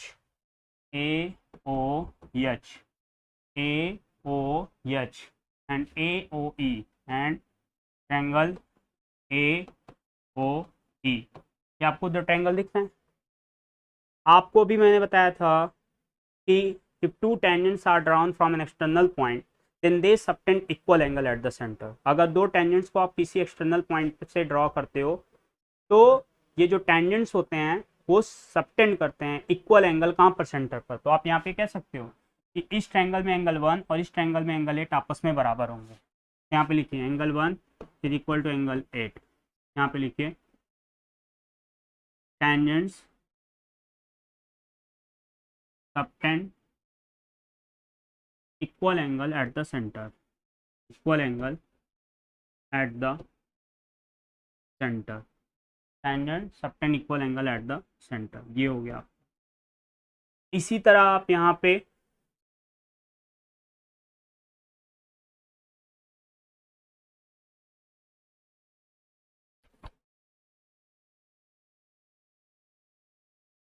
angle 1 is equal to angle 8 tangent subtend equal angle at the center, ये हो गया आपका।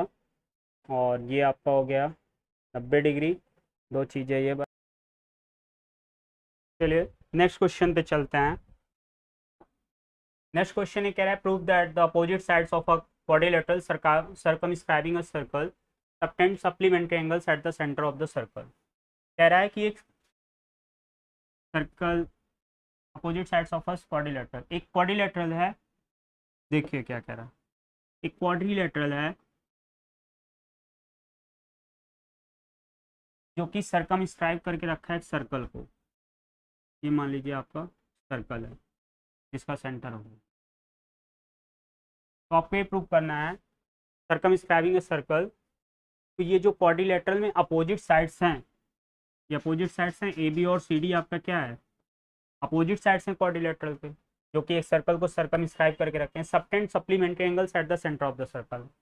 Supplementary angles eight the centre of the circle कहने का मतलब ये है कि यहाँ पर बनने वाला एंगल और यहाँ पे बनने वाला एंगल दोनों का सम कितना होना चाहिए 180 डिग्री। आपको प्रूव ये करना है, तो प्रूव आपको ये करना है यही कि angle A O B plus angle C O D बराबर कितना होना चाहिए 180 डिग्री। ये आपको प्रूव करना है।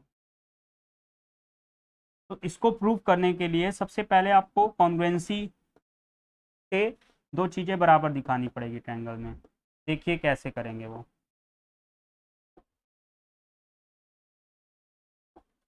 सबसे पहले आप क्या करिए, ओ को जोड़ दीजिए यहाँ पर, ओ से एक परपेंडिकुलर रेडियस ड्रॉ कर दीजिए ई तक। यहाँ से एक रेडियस ड्रॉ करिए इस सर्कल पर, इसको मान लीजिए आप एफ, यहाँ पे एक जी और यहाँ पे एक एच। और यहाँ पे कुछ इसको एंगल मान लीजिए, एंगल 1 है, ये एंगल 2 है, ये एंगल 3 है, ये एंगल 4 है, ये एंगल 5 है, ये एंगल 6 है, एंगल 7 है, ये एंगल 8 है। तो आपको यहाँ पे दो ट्रायंगल दिख रहा होगा। आप लिखिए in triangle A O H, लिखिए यहाँ पे in triangle A O H and ये आपका एक ट्रायंगल ए ओ एच है और ये आपका ट्रायंगल एक ए ओ ई है। एंड ट्रायंगल ए ओ ई, ये दो ट्रायंगल दिख रहे हैं आपको। इसमें सबसे पहले आप ये बताइए कि angle A E O is equal to angle A H O. Angle A E O is equal to angle A H O बराबर कितना होगा 90 डिग्री। क्यों? The tangents make an angle of 90 degree with the radius through the point of contact। उस theorem से मैं बता रहा हूँ, यहाँ पे लिख रहा हूँ tangents make an angle of 90 degree. Tangent जो करता है वो मेक करता है angle of 90 degree, make an angle of 90 degree through the tangents make an angle of 90 degree with the radius and angle of 90 degree with the radius। ये हो गया आपका पहला। दूसरा आप यहाँ पे बोल सकते हैं कि A H is equal to A E, A H is equal to A E. Tangents drawn from an external point are equal. Tangents drawn उस प्रॉपर्टी से, tangents drawn and external, tangents drawn from an external point of a circle are equal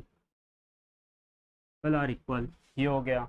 और तीसरा आप यहाँ पे बता सकते हैं कि AO is equal to OA common है, AO is equal to AO common है दोनों। तो यहाँ आपने RHS देयरफॉर ट्रायंगल AOH, देखिए आपने क्या क्या दिखाया, ये वाली साइड इस साइड के बराबर दिखाया, यहाँ पे 90 डिग्री का एंगल बराबर दिखाया है, और ये तो RHS क्राइटेरिया से दोनों ट्रायंगल में आपने क्या कर दिया, कॉन्ग्रुएंट प्रूफ कर दिया। तो therefore triangle AOH is congruent to triangle AOE by RHS criteria. So this implies that angle 1 is equal to angle 2. Angle 1 is equal to angle 2 by CPCT. जैसे आपने CPCT से दोनों को कॉन्ग्रुएंट प्रूव करके CPCT से angle 1 और angle 2 दिखाया बराबर, सिमिलरली इसी तरह आप कह सकते हैं कि angle 3 is equal to angle 4, angle 3 is equal to angle 4, comma angle 1 is equal to angle 2, angle 3 is equal to angle 4, angle 5 is equal to angle 6, 5 is equal to angle 6, और angle 7 is equal to angle 8। इस तरीके से आप इन सारे angles को भी आपस में बराबर दिखा सकते हैं। अब अगर आप देखिए तो यहाँ पे मैं लिखूंगा नाउ, यहाँ पे लिखते हैं या चलो यहाँ पे देखते हैं now, angle 1 plus angle 2 plus angle 3 plus angle 4 plus angle 5 plus angle 6 plus angle 7 और प्लस एंगल 8, ये सभी एंगल्स का सम क्या होगा, 360 डिग्री होगा। अब आप देखिए, अभी मैंने एंगल 1 को एंगल 2 के बराबर दिखाया है, तो मैं एंगल 1 की जगह एंगल 2 लिख सकते हैं। चलिए एंगल 1 की जगह हम क्या लिख सकते हैं, एंगल 2, और एंगल 2 को फिर मैंने एंगल 2 ही रहने दिया, और एंगल 3 को मैंने एंगल 4 की बराबर दिखाया है, तो एंगल 3 को तो आप एंगल 3 लिखिए, पर एंगल 4 को आप क्या लिखिए, एंगल 3 लिख दीजिए।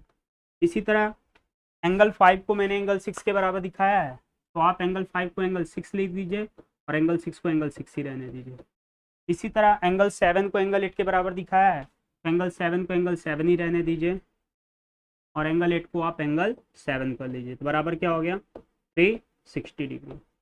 अब आपका क्या हो गया, 2 times angle 2 plus 2 times angle 3 plus 2 times angle 6 plus 2 times angle 7 बराबर क्या हो गया, 360 डिग्री। ये हो गया आपका। अब यहाँ पे अगर आप 2 इसमें कॉमन ले लीजिए, इतने में पूरे में, तो क्या हो गया आपका, एंगल 2 प्लस एंगल 3। इसी तरह आप इस दोनों में एंगल 6 और एंगल 7 में 2 कॉमन ले लीजिए, क्या हो गया, एंगल 6 प्लस एंगल 7 बराबर क्या हो गया, 360 डिग्री। ये हो गया आपका।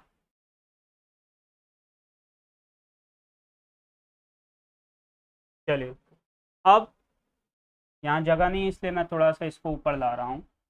अब देखिए ध्यान से, एंगल 2 और एंगल 3, फिगर में देखिए एंगल 2 और एंगल 3 मिलके क्या है, angle AOB, angle AOB, angle AOB, angle 2 और एंगल 3 मिलके क्या हो गया आपका, एंगल AOB। इसी तरह यहाँ 2 लिखे रहिए बार, 2 टाइम्स एंगल AOB। इसी तरह एंगल 6 और एंगल 7 मिलके क्या हो गया आपका, COD, तो प्लस 2 टाइम एंगल COD बराबर किसके है, 360 डिग्री के। तो यहाँ अगर कॉमन ले लीजिए क्या बचेगा, angle AOB plus angle COD बराबर क्या हो गया, 360 डिग्री। तो यहाँ क्या बचा, angle AOB plus angle COD बराबर 360 डिग्री बाई 2 कर देंगे, क्या आ जाएगा, 180 डिग्री। और आपको यही प्रूव करना था कि जो अपोजिट साइड होते हैं क्वाड्रिलेटरल के, जो कि सर्कल को सर्कमस्क्राइब करके रखे हैं, सबटेंड बनाते हैं सप्लीमेंट्री एंगल्स, यानी 180 डिग्री एंगल सेंटर पे आपने बना दिया, कितना, 180 डिग्री। चलिए नेक्स्ट क्वेश्चन पे चलते हैं। In the given figure PA and PB are tangents to a circle from an external point capital P, CD is another tangent touching the circle at Q. If PA is equal to 12 cm, QC is equal to QD बराबर 3 cm, then find PC plus PD। चलिए इसका figure नहीं है, मैं figure आपको यहाँ पे बना रहा हूँ, इसको देखिए कैसे है। एक आपका ये सर्कल है, ये आपका सर्कल है, और एक यहाँ पे आपका पॉइंट पी है, एक ये टेंजेंट है आपका, और दूसरा टेंजेंट आपका ये है।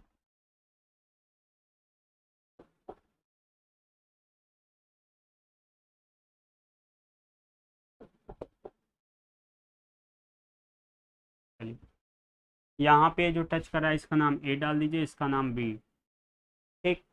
और यहाँ पे एक दूसरा टेंजेंट है, ऐसे कुछ करके गया है यहाँ पे, ये आपका सी डी है, ये सी है, ये डी है, और ये क्यू है।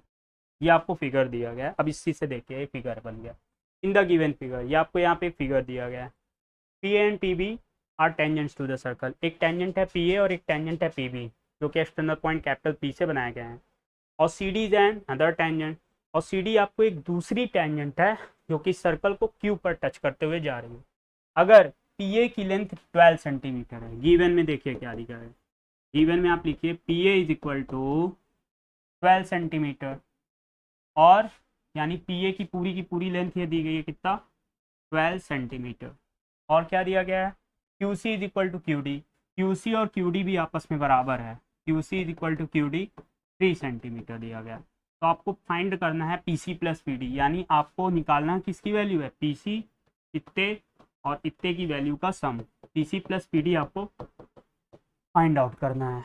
तो आप देखिए यहाँ पे सबसे पहले फ्रॉम फिगर, अगर आप देखिए फ्रॉम फिगर पी ए, जो पी ए है, पी ए को आप क्या लिख सकते हैं, पी सी प्लस सी ए लिख सकते हैं, पी सी प्लस सी ए, ठीक है। अब पी ए की लेंथ आपको 12 सेंटीमीटर दी है, इसलिए 12 सेंटीमीटर लिखिए, और पी सी की लेंथ आपको फाइंड आउट करनी है, तो पी सी को ऐसे लिख दीजिए। और सी ए जो है, सी ए को आप सी क्यू के बराबर लिख सकते हैं, क्यों, ये आपका एक्सटर्नल पॉइंट अगर आप मान लीजिए तो सी ए और सी क्यू क्या है, टेंजेंट्स हैं from an external point C. तो सी ए को आप क्या लिख सकते हैं, सी क्यू, यहाँ पे लिख दीजिए, since tangents from an external point of a circle are equal tangents drawn from an external point, क्योंकि जो टेंजेंट्स ड्रॉन किए जाते हैं फ्रॉम एन एक्सटर्नल पॉइंट, किसी एक्सटर्नल पॉइंट से, वो क्या होते हैं, are equal, tangents drawn from an external point are equal, क्या होते हैं, वो बराबर होते हैं। यहाँ पे मैंने लिखा सी ए की जगह, इसीलिए therefore C A is equal to P Q, इस तरीके से मैंने यहाँ पे लिखा। तो 12 centimetre is equal to P C, C Q की लेंथ कितनी दी गई है, सी क्यू की लेंथ आपकी 3 सेंटीमीटर है, तो आप यहाँ क्या लिखेंगे, 3 सेंटीमीटर। और इस तरीके से P C is equal to आ जाएगा आपका 12 सेंटीमीटर माइनस 3 सेंटीमीटर, और P C is equal to आपका आ गया क्या, 9 सेंटीमीटर। ये हो गया, आपने पी सी निकाल लिया, इसको इक्वेशन फर्स्ट मान लीजिए। अब क्या करेंगे, इसी तरह सिमिलरली इसी तरह अगर आप देखिए यहाँ पर, तो P B is equal to क्या लिखेंगे, similarly P B is equal to, जो आपकी पी बी है वो किसके बराबर होगी, P D plus D B के बराबर होगी, किसके बराबर होगी, P D plus D B के बराबर होगा। पी बी की भी लेंथ कितनी दी गई है यहाँ पे, और आपको पता है कि tangents drawn from an external point are equal, तो जितनी लेंथ पी ए की है उतनी लेंथ क्या होगी, पी बी की भी होगी। तो पी बी की जगह आप क्या लिखेंगे, 12 centimetre is equal to, P D हमें क्या करना है, फाइंड आउट करना है, तो पी डी को हमने पी डी लिखा। और डी बी यहाँ पे आप देखिए, जैसे यहाँ पर हमने लिखा है कि tangents drawn from an external point are equal, तो यहाँ पे देखिए tangents drawn from external point, अगर कैपिटल डी को एक्सटर्नल पॉइंट मान ले, तो डी क्यू और डी बी क्या है, टेंजेंट्स हैं, और जो टेंजेंट्स ड्रॉ किए जाते हैं एक्सटर्नल पॉइंट से वो क्या होते हैं, बराबर। तो डी बी की जगह हम क्या लिख सकते हैं, डी क्यू, डी बी की जगह हम क्या लिख सकते हैं, डी क्यू, सिंस लिख दीजिएगा D B is equal to D Q, इस कारण के tangents drawn from an external point are equal. तो 12 सेंटीमीटर ये हो गया, पी डी की लेंथ हमें फाइंड आउट करनी है, डी क्यू आपको दिया गया है कितना, 3 सेंटीमीटर, तो 12 centimetre minus 3 centimetre is equal to क्या हो गया आपका पी डी, तो इस तरीके से 9 सेंटीमीटर हो गया आपका पी डी। यानी आपने पी सी भी निकाल लिया, पी डी भी निकाल लिया, और आपसे पूछा गया था P C plus P D, तो पी सी की लेंथ कितनी आई है, 9 सेंटीमीटर, और पी डी की भी लेंथ कितनी आई है, 9 सेंटीमीटर। तो 9 centimetre plus 9 centimetre is equal to क्या हो गया 18 सेंटीमीटर, यानी पीसी प्लस पीडी क्या हो गया आपका 18 सेंटीमीटर हो गया। क्या हो गया आपका 18 सेंटीमीटर हो गया।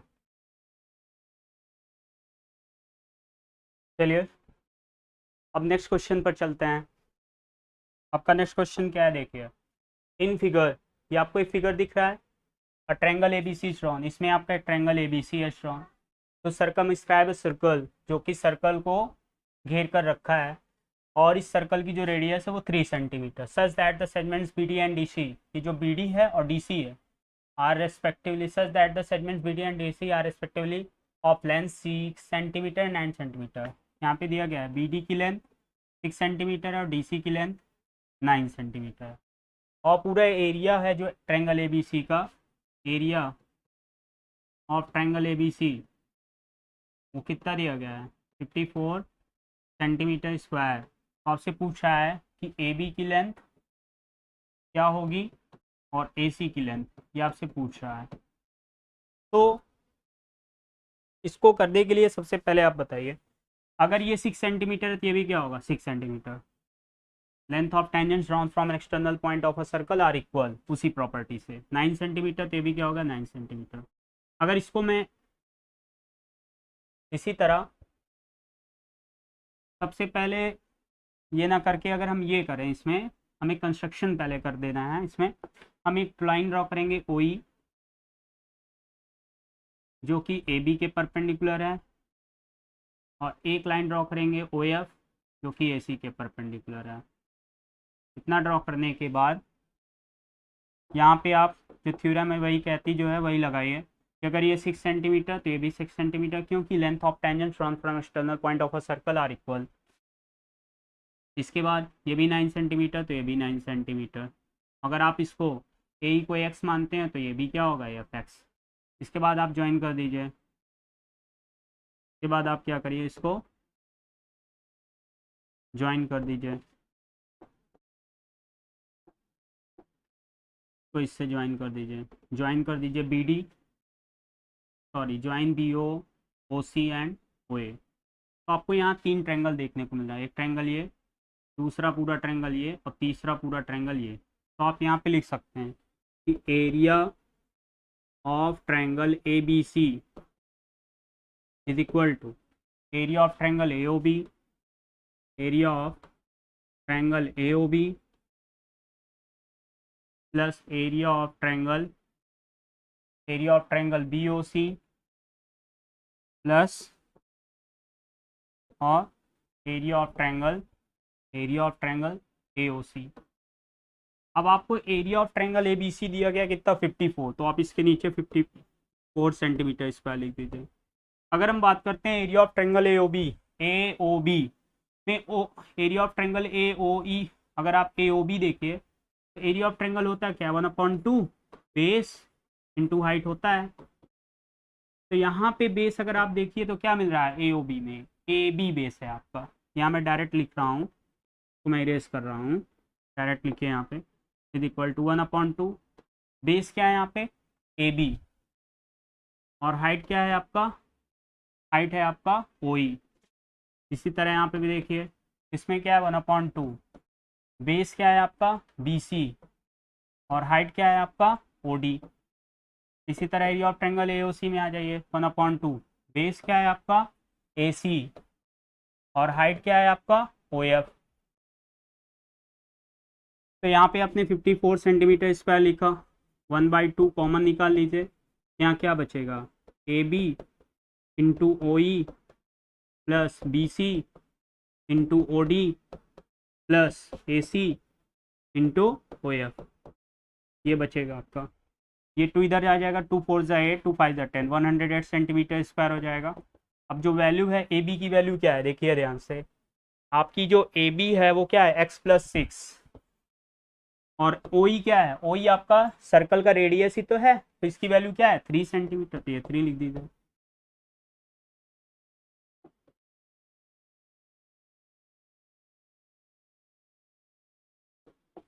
Plus B C, B C आपका क्या है बी सी आपका क्या है, बी सी आप देखिए 6 + 9 कितना हो जाएगा 15, और ओ डी आपका क्या है 3 प्लस ए सी कितना है आपका, ए सी की लेंथ अगर आप देखिए तो यहाँ क्या है x + 9 और ओ एफ भी आपका क्या है परपेंडिकुलर है लेंथ 3 ब्रैकेट क्लोज। सॉल्व करिए अब इसको। 108 centimetre square is equal to 3x + 3 6 18 plus 15 3 45, 3 हो गया आपका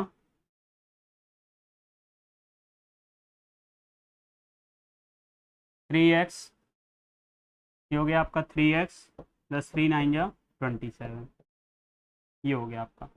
अब आप देखिए 108 ये हो गया सेंटीमीटर स्क्वायर, 3x + 3x कितना हो गया आपका, 3x + 3x हो गया आपका 6x प्लस 18 + 27 + 45, 18 27 और 45 आप ऐड कर लीजिए। 7 + 8 कितना हो गया आपका 15, 15 + 5 20 का 0 कैरी 2, 4 5 6 1 7 8 9 कितना है आपका 90, ये आपका आया कितना 90। तो ये हो गया आपका 108 यदि माइनस प्लस 90 इधर आएगा -90 इक्वल टू क्या हो जाएगा 6x, क्या हो जाएगा आपका 6x। 108 - 90 करेंगे तो आपका क्या आएगा 18 इज इक्वल टू 6x। तो x की वैल्यू यहाँ पे क्या आ गई आपकी 3 आ गई, क्या आ गई आपकी 3। तो आपसे पूछा क्या था ए बी एंड ए सी, तो अगर x की वैल्यू अब ये भी 3 तो ये भी 3, तो therefore A B is equal to क्या हो जाएगा आपका, ए बी हो जाएगा इज इक्वल टू 6 + 3 बराबर 9 सेंटीमीटर, और जो आपका ए सी है वो हो जाएगा आपका 3 + 9 बराबर 12 सेंटीमीटर। तो इस तरीके के सब सॉल्व आए क्वेश्चन हैं, तो आप कुछ ऐसे ही सॉल्व करेंगे। चलिए नेक्स्ट चलते हैं, देखिए क्या कह रहा है।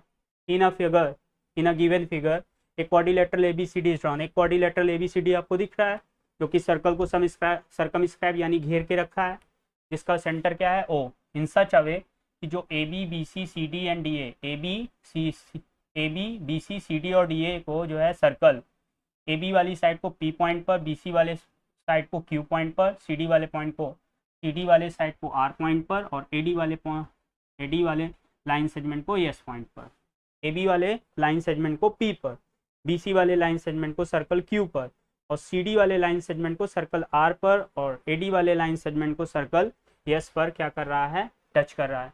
तो आपको ये प्रूव करना है कि A B + C D is equal to B C + D A. तो आप इसमें बहुत आसान होता है, कैसे करा जाता है मैं ये भी बता दे रहा हूँ, कौन कौन सी साइड आप क्यों लोगे ये भी मैं बता दे रहा हूँ।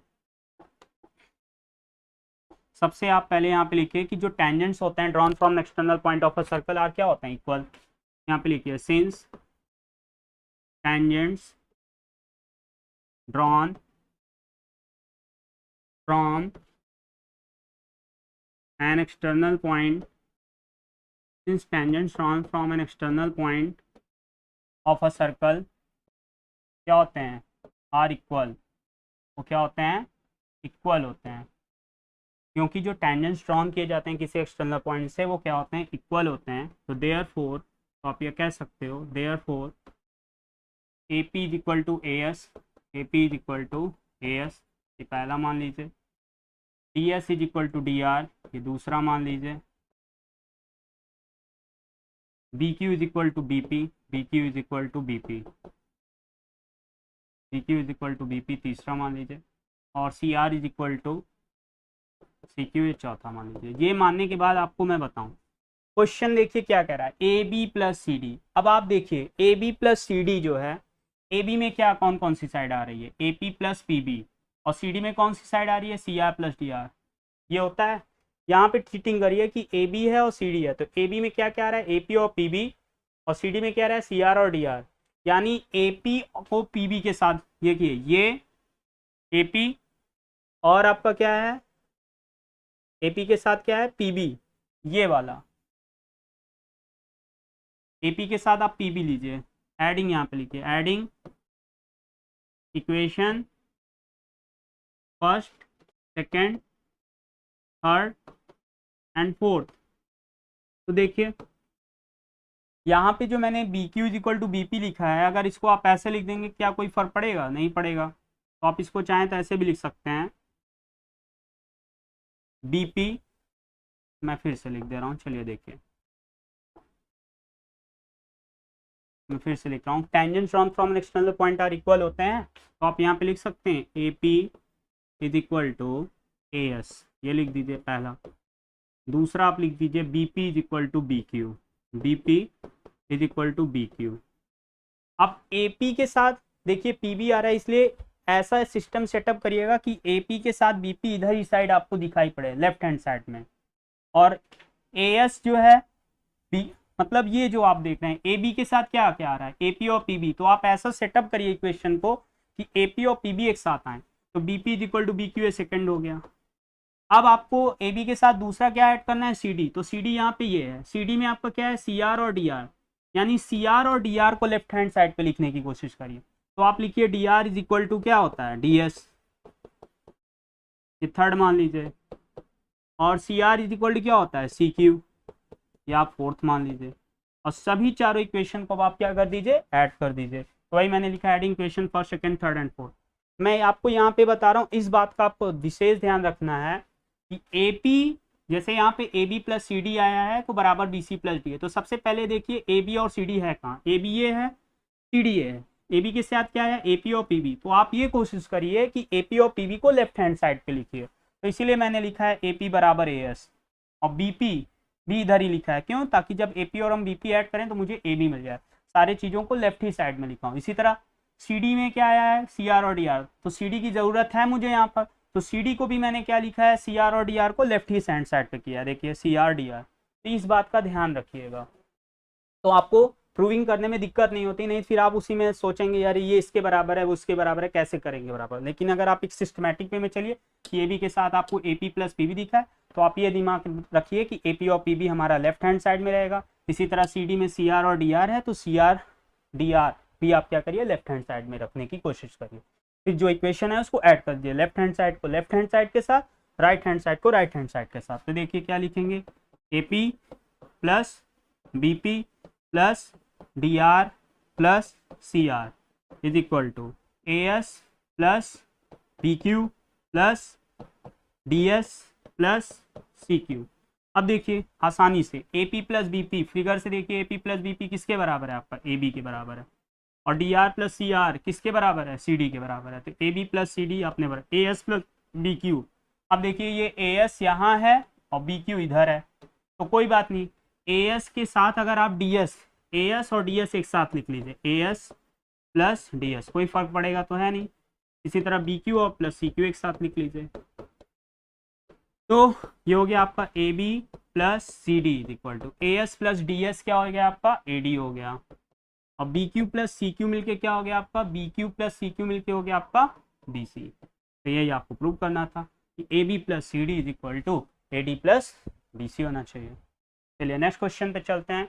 Prove that the tangents drawn at the end points of a chord of a circle make equal angles with the cord.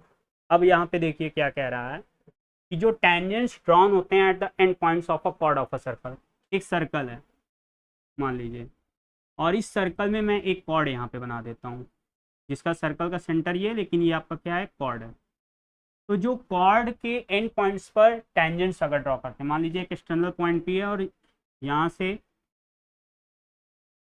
एक एंड पॉइंट कॉर्ड का मान लीजिए ए है और एक एंड पॉइंट कॉर्ड का बी है, तो यहाँ पर जो सर्कल का टेंजेंट है यहीं से क्या किया जाता है, सर्कल का टेंजेंट्स ड्रॉ किया जाता है, यानी एक टेंजेंट ए से और एक पी से ए तक आ रहा है और एक टेंजेंट्स पी बी आ रहा है जो कि सर्कल के कॉर्ड के एंड्स पर बने हैं। तो आपको यहाँ पे शो करना है कि जो टेंजेंट्स होते हैं जो कि कॉर्ड के एंड्स पे बने हैं, तो देखिए आपका ए बी कॉर्ड है और कॉर्ड के एंड्स पे ही आपके टेंजेंट्स बने हैं कि नहीं बने हैं। तो आपको ये शो करना है कि जो टेंजेंट्स ड्रॉन होते हैं at the end points of a chord of a circle make equal angles with the chord. तो आपको ये शो करना है कि यहाँ पे जितना एंगल बनेगा कॉर्ड के साथ और टेंजेंट, ये टेंजेंट है ये कॉर्ड है, जितना एंगल यहाँ बनेगा उतना ही एंगल यहाँ पे बनेगा, यही आपको प्रूव करना है। तो कैसे प्रूव करेंगे, सबसे पहले आप इसको ज्वाइन कर दीजिए, ज्वाइन ओ विथ पी। तो आपको यहाँ पे देखिए जो ये कॉर्ड को इंटरसेक्ट कर रहा है, ये जो लाइन ओपी है वो कॉर्ड को जहाँ पे इंटरसेक्ट करिए इसका नाम एम रख दीजिए। तो आपको यहाँ पे दो ट्रायंगल दिख रहे हैं, इन ट्रायंगल आप लिखिए in triangle APM, in triangle APM and triangle BPM, और एक ट्रायंगल आपको BPM दिख रहा होगा। इन ट्रायंगल APM और BPM में सबसे पहले आप बताइए कि AP की लेंथ क्या है, PB के बराबर है। क्यों? Tangents from an external point of a circle are equal. एक तो ये हो गया। दूसरी बात आप यहाँ पे क्या लिखेंगे बताइए, बोलिए बोलिए, कह रहा हूँ मुझे ही बताना पड़ेगा। ये आपकी इस लेंथ के बराबर हो गई। दूसरा आपका MP दोनों में क्या हो गया, कॉमन हो गया। ये वाली लेंथ इसमें भी दिख रही है, ये वाली लेंथ इसमें भी दिख रही है। और यहाँ पे जो है आप कह सकते हैं कि जो टेंजेंट्स होता है मेक करता है, tangents subtend an equal angle with the line segment joining the centre and the external point from which tangents are drawn. यानी यहाँ पे बनने वाला एंगल यहाँ पे बनने वाले एंगल के बराबर होगा। तो आप यहाँ पे लिखिए AP इज इक्वल टू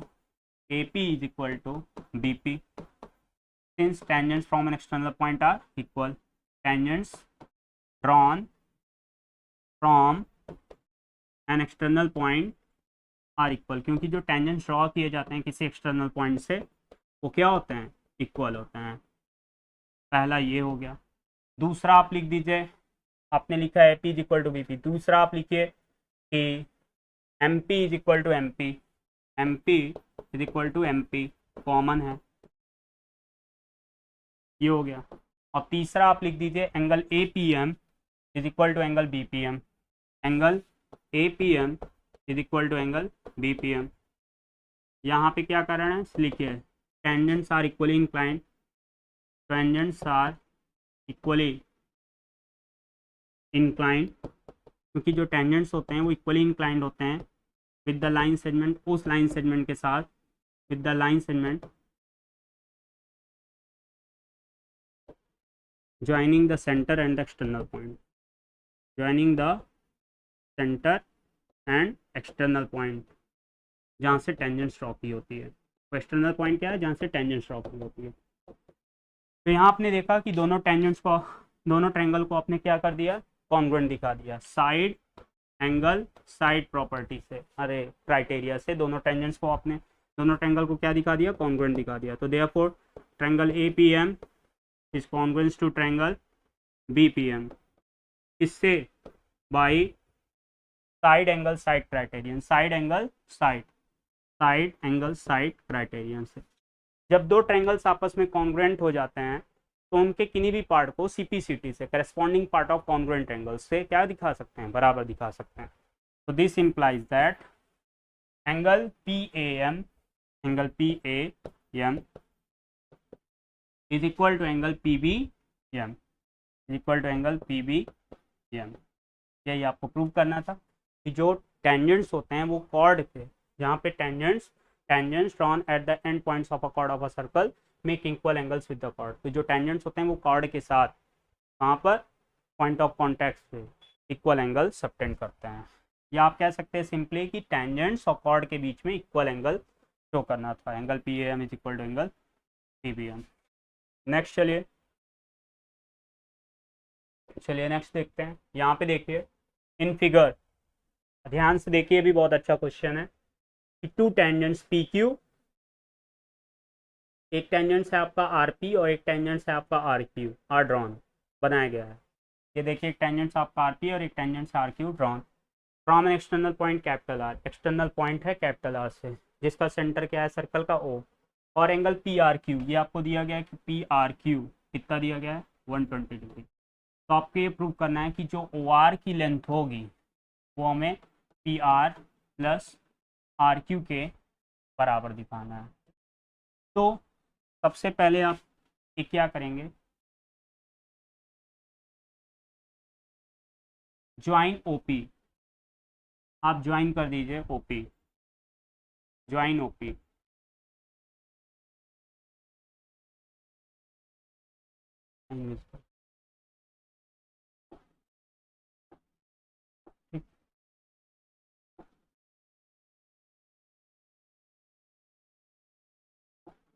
देखिए क्वेश्चन में दिया गया है कि PRQ, ये आपका PRQ है, ये 120 डिग्री दिया गया है, और आपको प्रूव ये करना है कि OR जो है वो PR प्लस RQ के बराबर है। सबसे पहले क्या करो, O को P से ज्वाइन कर दीजिए। जब O को आप P से ज्वाइन कर देंगे, ज्वाइन OP, सिंपल सा भी मैं बस समझा रहा हूँ, तो ध्यान से सुनिए कि ज्वाइन जैसे ही करेंगे OP तो आपको पता है कि tangents make an angle of 90 degree with the radius to the point of contact. तो आपको ये पता चल गया कि यहाँ पे कितना बनेगा, 90 डिग्री। अब अगर यहाँ पे दिया गया है गिवन में, अगर आपको गिवन में यहाँ दिया गया है क्या कि angle PRQ is equal to 120 degree, तो आप यहाँ पे अगर PRQ आपको 120 डिग्री दिया है तो आप ये लिख सकते हो कि angle PRO is equal to 60 degree. कैसे, ये मैं आपको बता रहा हूँ। ये क्या है, एक्सटर्नल पॉइंट कैपिटल R क्या एक्सटर्नल पॉइंट है, और इस एक्सटर्नल पॉइंट से दो टेंजेंट्स ड्रॉ की गई, एक RP एक RQ। आपको पता है कि टेंजेंट्स जो होते हैं वो इक्वली इंक्लाइंड होते हैं उस लाइन सेगमेंट के साथ जो कि ज्वाइन करता है सेंटर को और एक्सटर्नल पॉइंट को। यहाँ पे लिखिए, since tangents drawn, tangents make N equal angle, लिख दीजिए यहाँ पे, tangent subtend and equal angle, क्योंकि जो टेंजेंट्स होता है वो सबटेंड करता है क्या, equal angle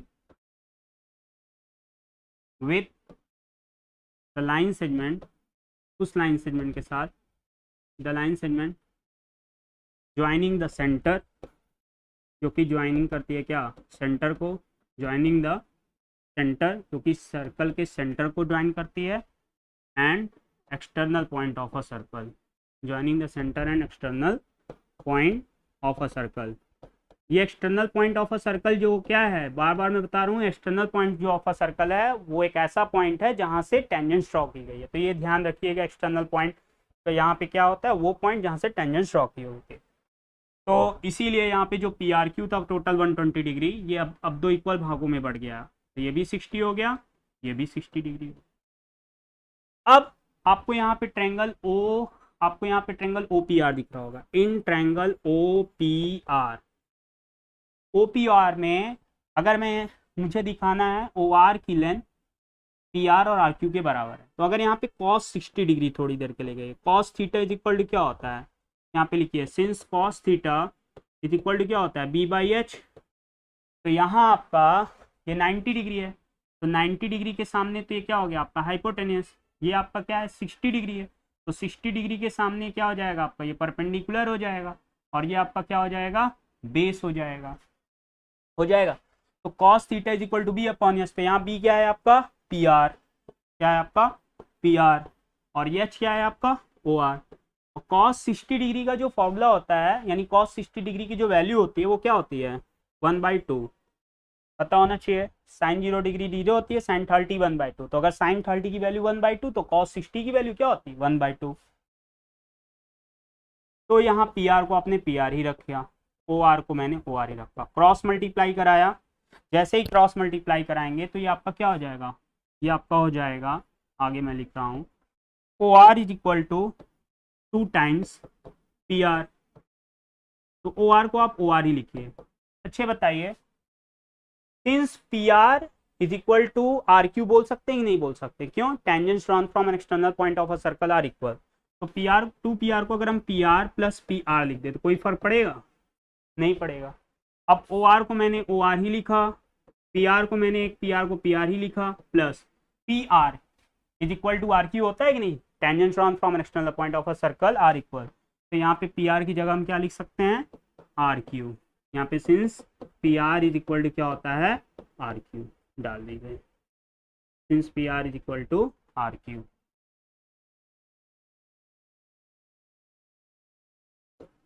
since PR is equal to RQ, ये है आपका। इस तरीके से ये भी क्वेश्चन बहुत ही अच्छा है, और शायद ऐसे ही क्वेश्चन आपको बोर्ड में भी देखने को मिले, इसलिए इसको भी देखिए। अब लास्ट क्वेश्चन देखिए आपका क्या है, ये भी बहुत अच्छा क्वेश्चन है, इसको देखिए। कह रहा है इन फिगर 3, ये आपका एक फिगर है जहाँ से एक एक्सटर्नल पॉइंट कैपिटल P है और इस एक्सटर्नल पॉइंट से दो टेंजेंट ड्रॉ किया गया है, PT और एक PG, PT एंड PC, इसको C कर दीजिए। PT and PC are drawn to a circle with centre हो, जिसका सेंटर O है। और ये भी दिया गया है कि अगर OP की लेंथ, यानी ये OP की लेंथ अगर 2R दी गई है, तो आपको ये शो करना है कि जो OPS है और जो OST है, एंगल O यानी ये और ये OTS और OST, OTS और OST, OTS और OST, हाँ OTS और OST, ये आपका 30 डिग्री एंगल बनाते हैं, यही आपको शो करना है। तो देखिए कैसे शो करेंगे ये भी मैं बता रहा हूँ। सबसे पहले अगर आप देखिए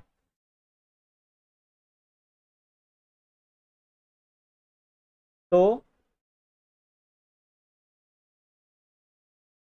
drawn to a circle with from an external point capital P। हाँ, अगर हम मान लेते हैं इन ट्रायंगल TOP में आइए, इन ट्रायंगल TOP, अगर आप ट्रायंगल TOP में आते हैं यहाँ पर, तो आपको पता होना चाहिए कि tangents, if two tangents are drawn from external point, मैंने सबसे पहले ही लेक्चर में बताया था कि अगर दो टेंजेंट्स किसी एक्सटर्नल पॉइंट से ड्रॉ किए जाते हैं तो they subtend equal angle at the centre. तो सेंटर पे बनने वाले एंगल्स क्या होते हैं, बराबर होते हैं। तो अगर मैं यहाँ पे इस पे थीटा मानूंगा ट्रायंगल TOP, तो यहाँ पे भी क्या होगा, थीटा, ये हो गया। और आपको पता है कि जो टेंजेंट्स होते हैं make an angle of 90 degree with the radius through the point of contact. Tangents के साथ जो रेडियस होते हैं वो 90 डिग्री का एंगल बनाता है, यहाँ पे 90 डिग्री। तो इन ट्रायंगल अगर TOP में हम cos थीटा लेकर चलें, क्या लेके चलें, cos थीटा, तो cos थीटा क्या होता है, since cos theta is equal to क्या होता है आपका B/H होता है। तो फिगर में देखिए, ये अगर आपका थीटा है, ये आपका क्या है, थीटा है, तो थीटा के सामने हमेशा क्या होता है, परपेंडिकुलर होता है, और 90 डिग्री के सामने हाइपोटेनस, तो ये क्या हो गया आपका B हो गया। तो cos theta in triangle TOP में cos theta is equal to B/H होता है। तो cos थीटा यहाँ पे B क्या है आपका, B है आपका OT और H क्या है आपका OP। तो cos थीटा को आप cos थीटा ही लिखिए, और OT की लेंथ क्या है, OT आपका क्या है, यहाँ पे सर्कल बोला गया है कि ये एक सर्कल है जिसकी रेडियस स्मॉल आर है, तो यहाँ OT आपका रेडियस है कि नहीं है, तो रेडियस अगर हुआ तो आप OT की जगह स्मॉल आर लिख सकते हैं। और OP आपका दिया गया है फिगर में, क्वेश्चन में क्या है, 2R है, तो OP की जगह आप क्या लिख, 2R, R से R कैंसिल हो जाता है और cos थीटा की वैल्यू क्या आ जाती है, 1/2, यानी this implies that cos theta is equal to cos 60 degree. क्यों, cos में किसकी वैल्यू 1/2 होती है, 60 डिग्री, तो this implies that theta is equal to 60 degree. तो अगर ये थीटा बराबर हो गया आपका 60 डिग्री, तो ये भी थीटा बराबर क्या हो गया, 60 डिग्री।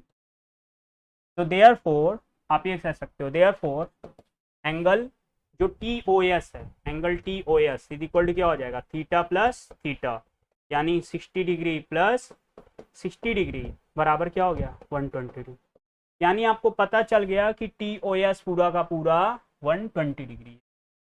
मैंने ये पता कर लिया कि TOS कितना हो गया, 120 डिग्री। तो अब यहाँ आप देखिए कि जो आपका ट्रायंगल TOS दिख रहा है, नाउ इन ट्रायंगल TOS, आपको TOS दिख रहा होगा, तो इसमें आप बोल सकते हैं angle OTS, angle OTS plus angle OST plus angle OST plus angle TOS बराबर क्या होगा, 180 डिग्री। क्यों, ये आपका ट्रायंगल है और ट्रायंगल में तीनों angles, all the interior angles of a triangle क्या होते हैं, 180 डिग्री। और आप यहाँ पे ये भी देखिए angle OTS plus angle OTS plus angle OST को आप ऐसे लिखिए, और TOS अभी अभी मैंने निकाला है कितना है, 120 डिग्री। तो यहाँ पे आप ये कह सकते हैं कि angle OTS plus angle O S T आपका क्या हो गया, ये आपका हो गया 60 डिग्री। यहाँ तक तो कोई दिक्कत नहीं है, 60 डिग्री आ गया दोनों का। अब आप ध्यान से देखिए, जो ट्रायंगल है ये आपका ओ टी एस, इसमें ओ टी और ओ एस क्या है, रेडियस। जितनी लेंथ इसकी है उतनी ही लेंथ इसकी भी है। तो यहाँ पे लिखिए since O T is equal to O S, क्योंकि ओ टी ओ एस के बराबर है, each equal to small r, each equal to small r, दोनों किसके बराबर हैं, स्मॉल आर के। तो आप बताए हैं, मैंने पढ़ा है या आप लोग भी पढ़े हैं कि if two opposite sides are equal, कि अगर टू अपोजिट साइड्स आपस में बराबर होते हैं तो then their opposite angles are also equal. तो अगर आप देखिए ओ टी के अपोजिट कौन सा एंगल है, O S T, angle O S T, और ओ एस के अपोजिट में कौन सा एंगल है, O T S, angle O T S, ये भी आपस में बराबर होंगे। अब यहाँ पे ओ टी एस और ओ एस टी 60 डिग्री दिए गए, तो यहाँ पर आप 60 डिग्री अगर दिखा गया है तो ये आप अगर इक्वेशन सेकंड मान लीजिए और इसको फर्स्ट मान लीजिए, putting the value of equation second in equation first, putting the value of equation second in equation first. जैसे आप इक्वेशन सेकंड की वैल्यू इक्वेशन फर्स्ट में रखेंगे तो angle O T S plus O S T की जगह पर आप ओ टी एस लिख दीजिए, बराबर क्या हो गया 60 डिग्री। तो 2 times angle O T S बराबर क्या हो गया 60 डिग्री। तो this implies that angle O T S बराबर क्या हो गया 30 डिग्री। अगर एंगल ओ टी एस बराबर 30 डिग्री तो that is angle O S T is equal to angle O T S बराबर 30 डिग्री। देखिए मैं पेन चेंज कर रहा हूँ बार बार आपको, इसलिए ताकि आपको ये पता चले कि कौन सा स्टेप किसके बाद आया। जैसे मैंने यहाँ पे लिखा है और इस स्टेप के बाद मैं यहाँ पे आया हूँ, तो वो थोड़ा सा पेन से आप ध्यान रखिएगा।